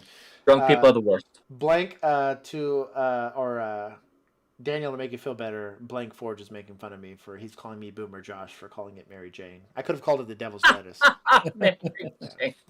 I'm also in my 40s, given police years, so it's the last video of the day. We have shout out to police activity. K9 Jet apprehends a car thief who tried to evade the police by driving through yards and fences. Oh damn! Have you seen this? I saw the trailer, or I saw the article about it, but I didn't watch the video. The trailer. I saw the trailer for it, but no, I didn't watch the video. Coming this summer. Stolen car initiates a traffic stop. Jeez. Ooh, look at him go. Shout out to 240p video here. Shout out to police activity for being popular and shit. Officer Ruse. Oh! Did he wreck? Nope.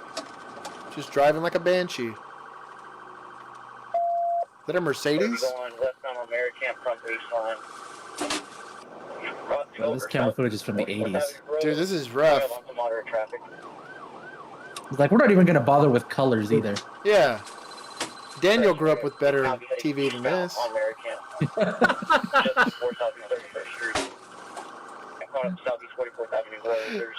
Blank, I'll get your super chat here in a second.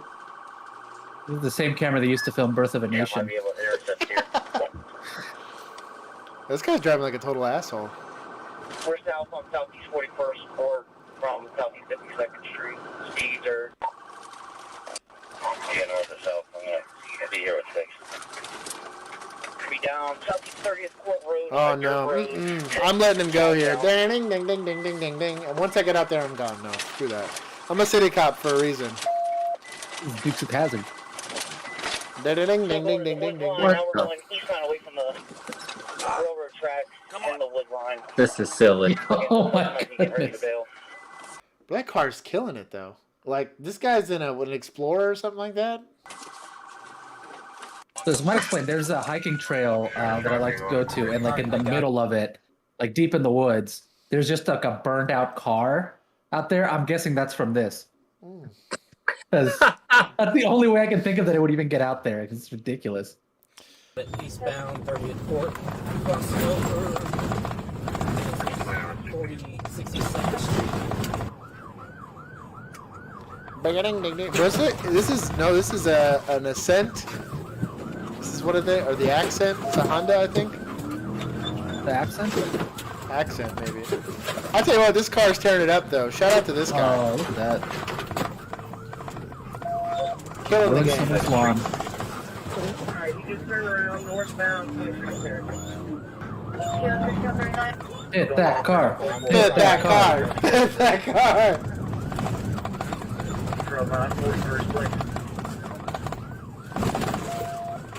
Screw this guy. What's he running for? Eastbound 38th Street. How about the 20? Hey, that was a good attempt. They tried it.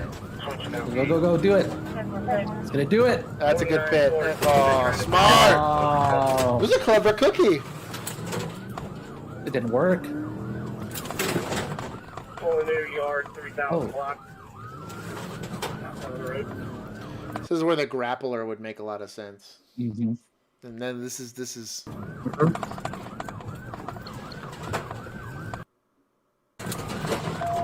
And this is a wild. This is a wild chase, dude. There's like that cop last week that ran through the fence. That's a write-up.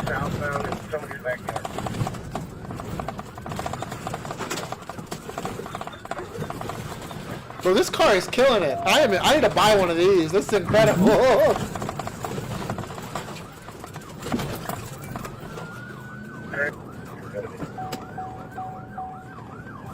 Turning south, 36 battery.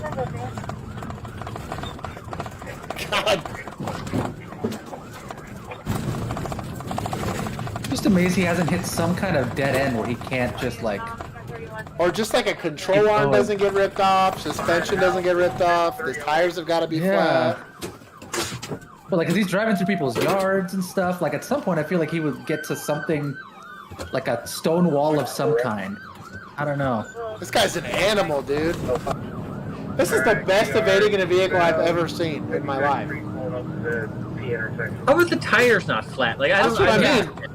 Just from driving in the woods, they should have popped like 3 times. I've had my tires pop driving on a highway. Normal highway. Good pit. Hey, Good pit. Nice. Still trying.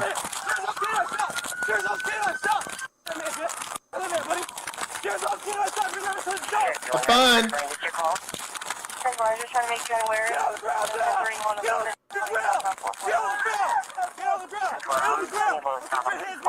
Hey, he's friend of the other guy.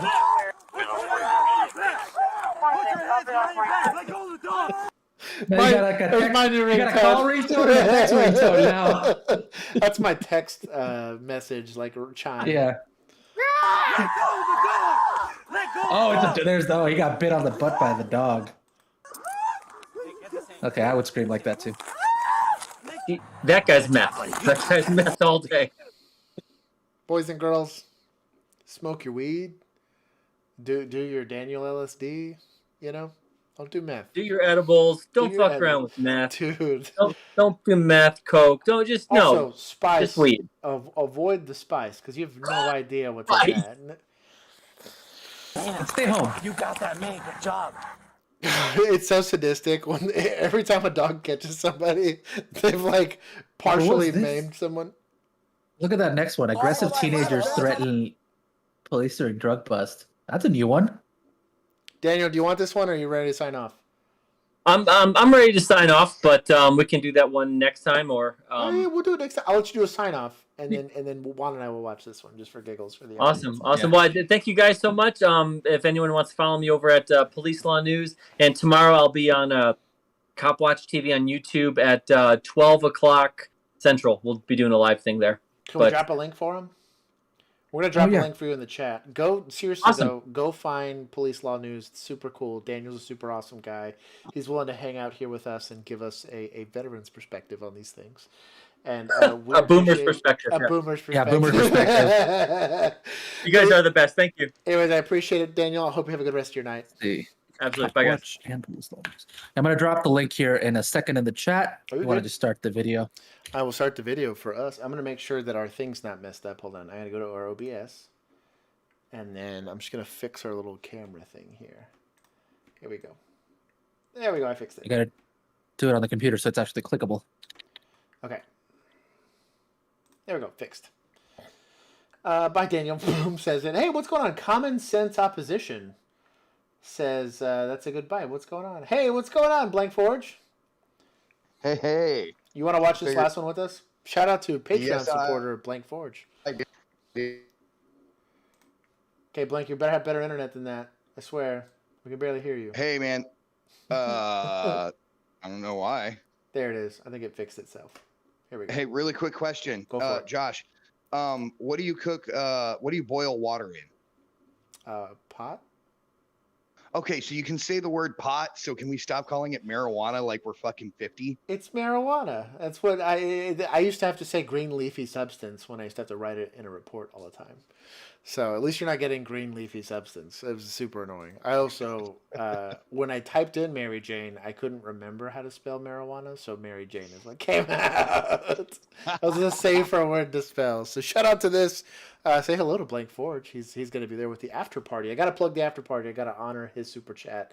When we get off, for those of us that are in Patreon, you guys have access to our Discord. It's as little as $1 a month.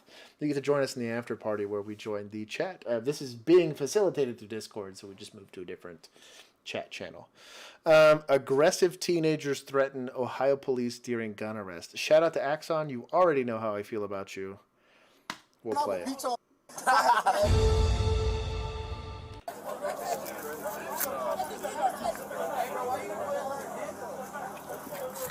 Like a house party or what? Big oof. Ooh. Shout out to not having a buttstock on it because it's probably a pistol.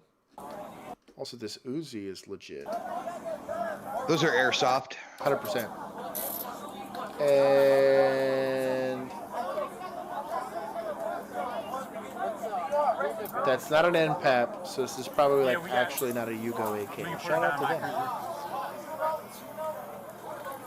There's Juan's obligatory nerd comment. Nerd. Shout out to everybody that was in the chat. Thank you guys for likes or in the stream. I appreciate it. Hey, and nothing says you love them like dropping a link somewhere in your other socials. Yes. Yes, if you would like to share our stuff to all your friends and family. Ganja. And Dr. Junjun, the educated individual, called it ganja. We have to figure out what's going on. Afflicted by reefer madness. That's a respectful name. I bless it. We just gotta figure out what's going on. The devil's lettuce. She said that they're gonna just just let me go after they done doing it. All right, that's my sister. I'm just trying to figure out. Should be all right. Okay. There's just a lot of guns in the car. We gotta figure out what's going on. Anything? No. Should be all right. That's a big pretty A lot of slide. guns. And if you don't mind. I'm gonna tell you right now, if you're in handcuffs in the back of a patrol car, probably not going home. More than likely. Just saying. I've said that. You're filling out a change of address form for the jail. Yeah. Now, if you're a minor, maybe that's not bullshit because dealing with minors is a real pain in the ass. I'm asking why did y'all have to look in the car? Especially dealing with them at the bar. It's the worst place. I don't know why they. What made y'all search that car? I don't know. Yeah. I don't know. As you can see, my car is way back here. Right. So I was one I of the was last just ones to asking. arrive. I was just asking. I don't know. I don't know if someone called and said that. So I'm not gonna lie, probably not letting a bunch of people that close to my car unless. Was literally about to say. Legitimately, I'm not taking this lady to jail. In that case, it is what it is. But that's probably not happening. I feel like either way, that's pretty just unsafe. That's a dumb idea. Well, because they could slip on weapons of some sort. It's just there's a lot going on. I have weapons in the vehicle. Typically, I would have a patrol rifle in the car. It's just not a good. Or even practice. just it's a bunch of teenagers, and they might just start vandalizing it for no. Yep. And it's like, for what? Just tell them to go over there. Juan, you grew up in Mexico is showing. I'm kidding. Yeah. It was like they're gonna start stealing your tires and leaving it on, Sure. Sure. Well, and cinder isn't blocks this and also stuff. kind of a sense of controlling the scene? I mean, you're letting these, granted, they might be part of your investigation and whatnot. Sure. But you're going to want to let them, just hang out wherever they want in the scene. Yeah. There's a perfectly good curb right here. You can tell them, go stand on that. And when we're done, you can come do whatever. But just hang out right here, and then we'll be good. Yeah. They're closer to getting into your patrol car than you are, and that's not great. Yeah. There were people with guns in the car. I don't know. But I don't know. Y'all in this car. What did I take her for? Did you have traffic for 204? Yeah. But that's the other thing is once you let two of them do it, then everybody thinks they can do it, and now you've got goodness knows how many people that can just decide.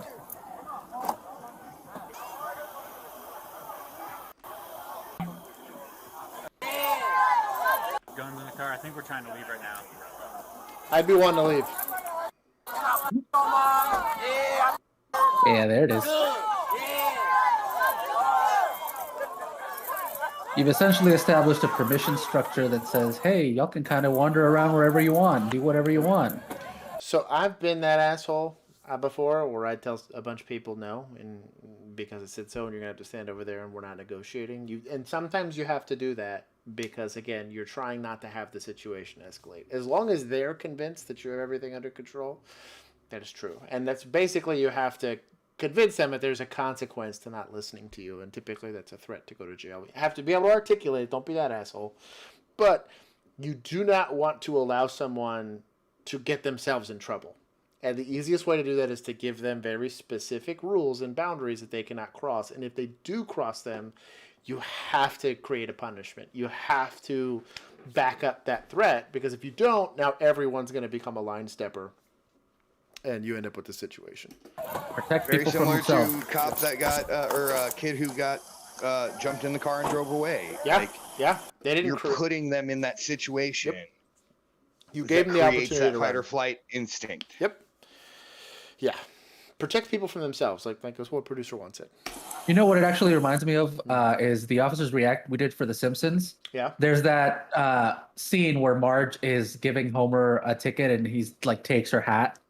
Yep. And it just, you talked a lot about like creating the like Blake was saying, like I forget what your phrase was, but it was something about authority or like illusion of authority or something like that. But it's basically you have to. It's an illusion of control, is what it is. Yeah. Right. Yeah. Where people have to know that like you are in control, because there's way more of them than there are of you. Yep. Especially, I mean, in that scene, especially, it was one Marge and there were like 20 people. And in for Stafford stories, we've had a few times where we had apartment complexes where we were there for a specific individual and the place just exploded, and there's like 3 officers and like 100 people, and really the only thing we could do is I was threatening to take everybody to jail. And it was weird because it would only get them to like back up for a little bit, and then I'd have to move to another group and be like, who the fuck wants to go to jail? And they'd be like, not me. And they'd kind of back off a little bit. But it was just enough so I could buy enough time so that we weren't inundated with people. And basically I had to leave Stafford to fight people by himself effectively, because I'm looking at the 100-odd some people, half of which have felony warrants and guns, all this kind of stuff, you know? I was like, this is the fight I have to fight to make sure that he's not getting sucker punched or stabbed or whatever. And I'm checking over my shoulder to make sure he's not getting beat to death behind me. But there was a few times where that's the only thing you could do. And those threats, they work because, yeah, he can't send us all to jail. Yeah. But, you know, he can send me to jail. Yep. You make it real for them in that moment. Yeah. That's where that mob mentality starts to disappear, because if they're not fully invested in that cause, self is going to take over and be like, nah, I ain't going to jail. Homie over here can go to jail, but I've already been there. And it seems stupid, but if you ever look at again during riot season, we took 100% enforcement action. If I was putting hands on you, you were going. I wasn't pushing you away. You were going to jail. Like there was no in between. It's to the ground, in the cuffs, into the jail. To the ground, in the cuffs, into the jail. Like that, there was no, and it got people to not feel bold enough to organize and to continue and to do all this nonsense. And we didn't have it nearly as bad as some other places did.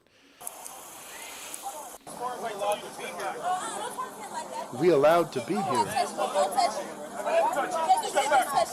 bro, why you putting her in handcuffs? Because she's under arrest. For what? My cousin ain't going nowhere. You saw don't see a girl. Stop talking. Nobody got no gun, bro. Or what? What you gonna do, bro? What you gonna shoot me? Shoot me? I don't got no gun. Let's go. Shoot me. That's consent. Like consent. Ah, Blake, I love you. I've created a monster. Everybody go.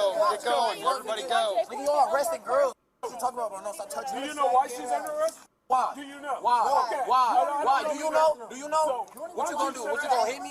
What you gonna hit me? We're jello walking. Where's your names out on your badges? Like, mine's right here. Mine's right there. Right, but your hair though. Oh, don't move your vest, dude. Stab me here. So like, and this is my gun. Yeah. Also, the other thing, and I'll say this just for like peace of mind for any, and this is free advice for anybody that has to deal with heckling. And obviously, we run a social media channel, so we get heckled all the time, right? And when I was a cop, you have to We are realize Patreon supporters. Yeah. I have no idea what you're right talking here, about. right now. I feel targeted right now. No, but so right now you're currently dealing with people that clearly can't be reasoned with. So why try? That sounds shitty and may you look like an asshole. Yes, but what you're not going to do is escalate the situation. If the most they can do is yell at you and ask you questions, you can say, I don't have to answer any of these pertinent questions. All I'm going to tell you is you can't cross this line or you go to jail. That's simple. And then stop talking. Yeah, that's it. You don't say they can Stop yell. talking. Yeah, they can yell. They can do whatever they want. But again, they cross that line. I might give them a second warning. This is the line I told you not to cross. Don't do it. If he says, oh, or what, and steps on it, he gets yeeted. And now you got to do this with numbers. There's only 2 of them there. And there's clearly a couple people here. And this is going to get ignorant real quick. But there's a couple more behind them, too, though. You are dealing with ignorance, as I'm going to call it. There's ignorance and then there's ignorance. This is ignorance. And the only reason why I say that is because you have a group of young teens that are being idiots and intentionally trying to create a confrontation with law enforcement because they want to get in a fight. That's ignorance. And the reason I say don't say anything else, like you just stop talking, is because from a media standpoint, they're going to be like, and look, see, the cop said, oh, by the way, nice shoes. So he was inviting the guy to come back into the thing or whatever. They're going to use whatever phrase is said as a reason why the cop was right. Yep. And again, you're just feeding into that loop where they're going to continue to yell. They're going to continue to want to be. There's a lot of psychology in this. Just don't talk to them. Yo, hey, kid,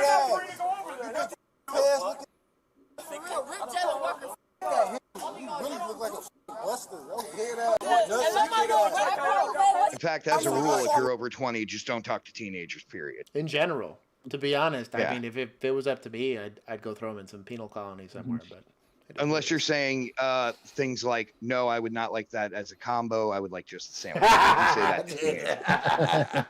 to teenagers. Blank. Or telling him your fries are cold. Unless you have a murder warrant. In that case, just fucking eat Then your don't fries. do it. See, that's the mistake he made. He talked to teenagers. Got caught. Guns, that's what y'all like to do. Y'all only hard because y'all got guns. That's the only reason y'all hard. If y'all ain't had them guns, keep it real, would y'all fight us? Y'all got Yeah. like, you only hard because You're a skinny little buck 10. Those are the Like, questions yeah, where yeah, if yeah. you were not talking to them, they wouldn't, They wouldn't be able to asking. ask. They wouldn't be able to ask. And if they continue to ask, they just look stupid. Just don't say anything. don't shoot. You know what? Do you know why it's That's the only reason why you Why are we hard. talking to him? Why are we talking to You're the him? kind of kid back in the day when I didn't you would get hurt. Cap, you only got be allowed around here. You hear me? Nobody was ever in this car and hopped in. You don't know me to say my name, dude. You detective, what you detective for what? So I'm not gonna lie. I don't feel super great I about- would say, yeah. this right here, yeah. And I get that they see him as a threat. He's clearly the biggest individual in this group, so I kind of get it. But if you're gonna get in this posture, let's take this guy to jail. Yeah. Right?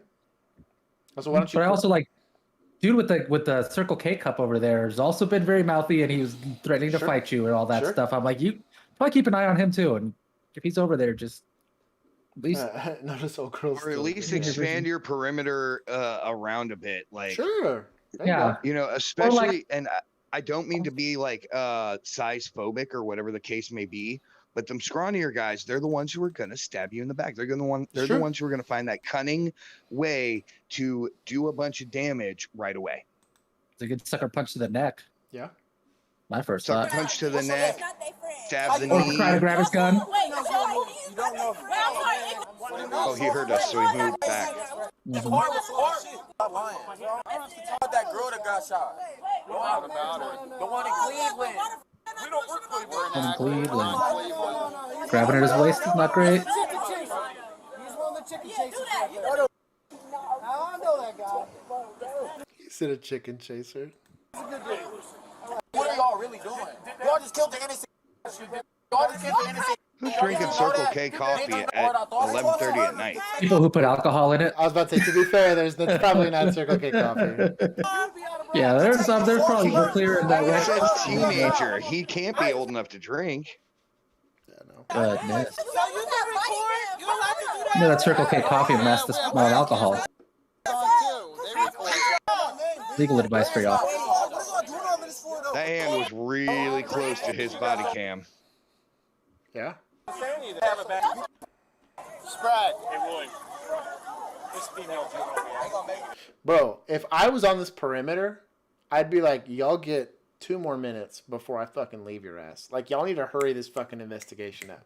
I'm over here having a borderline get in a fight over whatever stop you've done or the investigation you've done. Like, hey, fucking zip tie these fucking things and let's get the fuck out of here. Like, you gotta know when you're waiting for a fight to happen, and when you're, especially, it's like not your stop, it's not your investigation, it's not your any of this shit, but you got some fucking asshole cop, he's out there that does stupid pretextual stops, actual pretextual stops, and I don't know. I have my beef with this.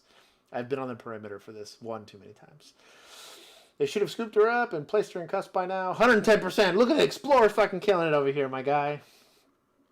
They're all talking at the same time. Other response. We don't work in Cleveland. Bro, I was a cop in 2020. I tell you what. I heard Everybody works in Cleveland. You're a cop, you work everywhere. Like, you might as well. You all transferred from Cleveland Yeah. right after killing George Floyd. Yeah, I killed George Floyd, according to the people that I worked with. It was wild. Poofy!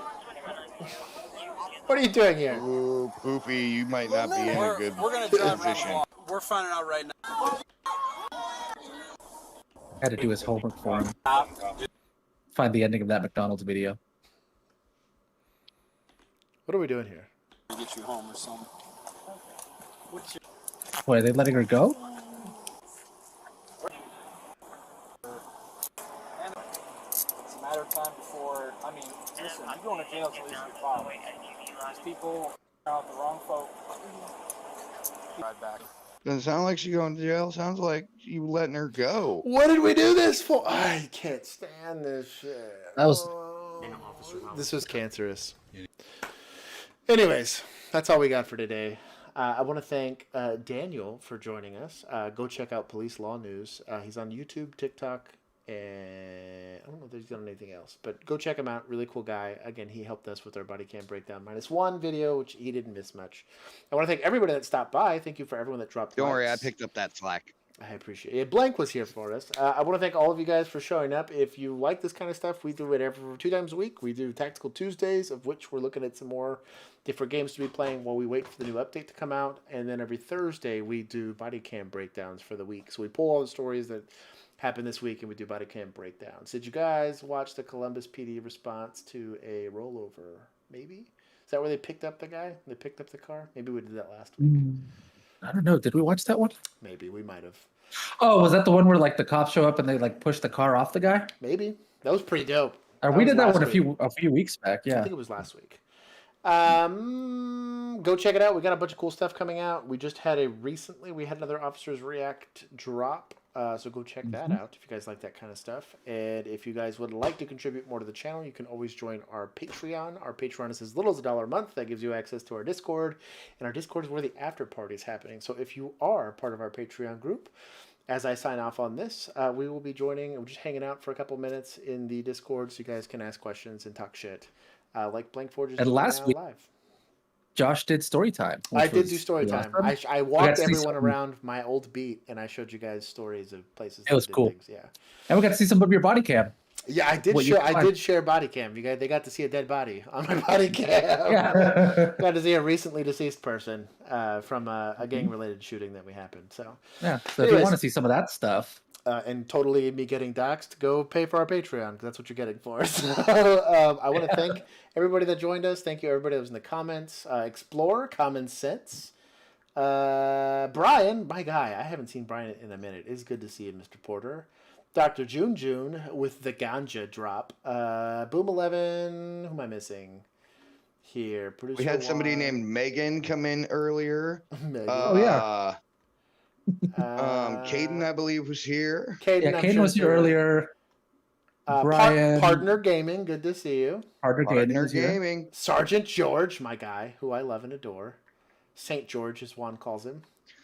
I like St. George because he laughs at all my stuff. Yeah. June. And, Blessed be. When you guys are ignoring chat, they're out there throwing laughing faces left and right. It's pretty incredible.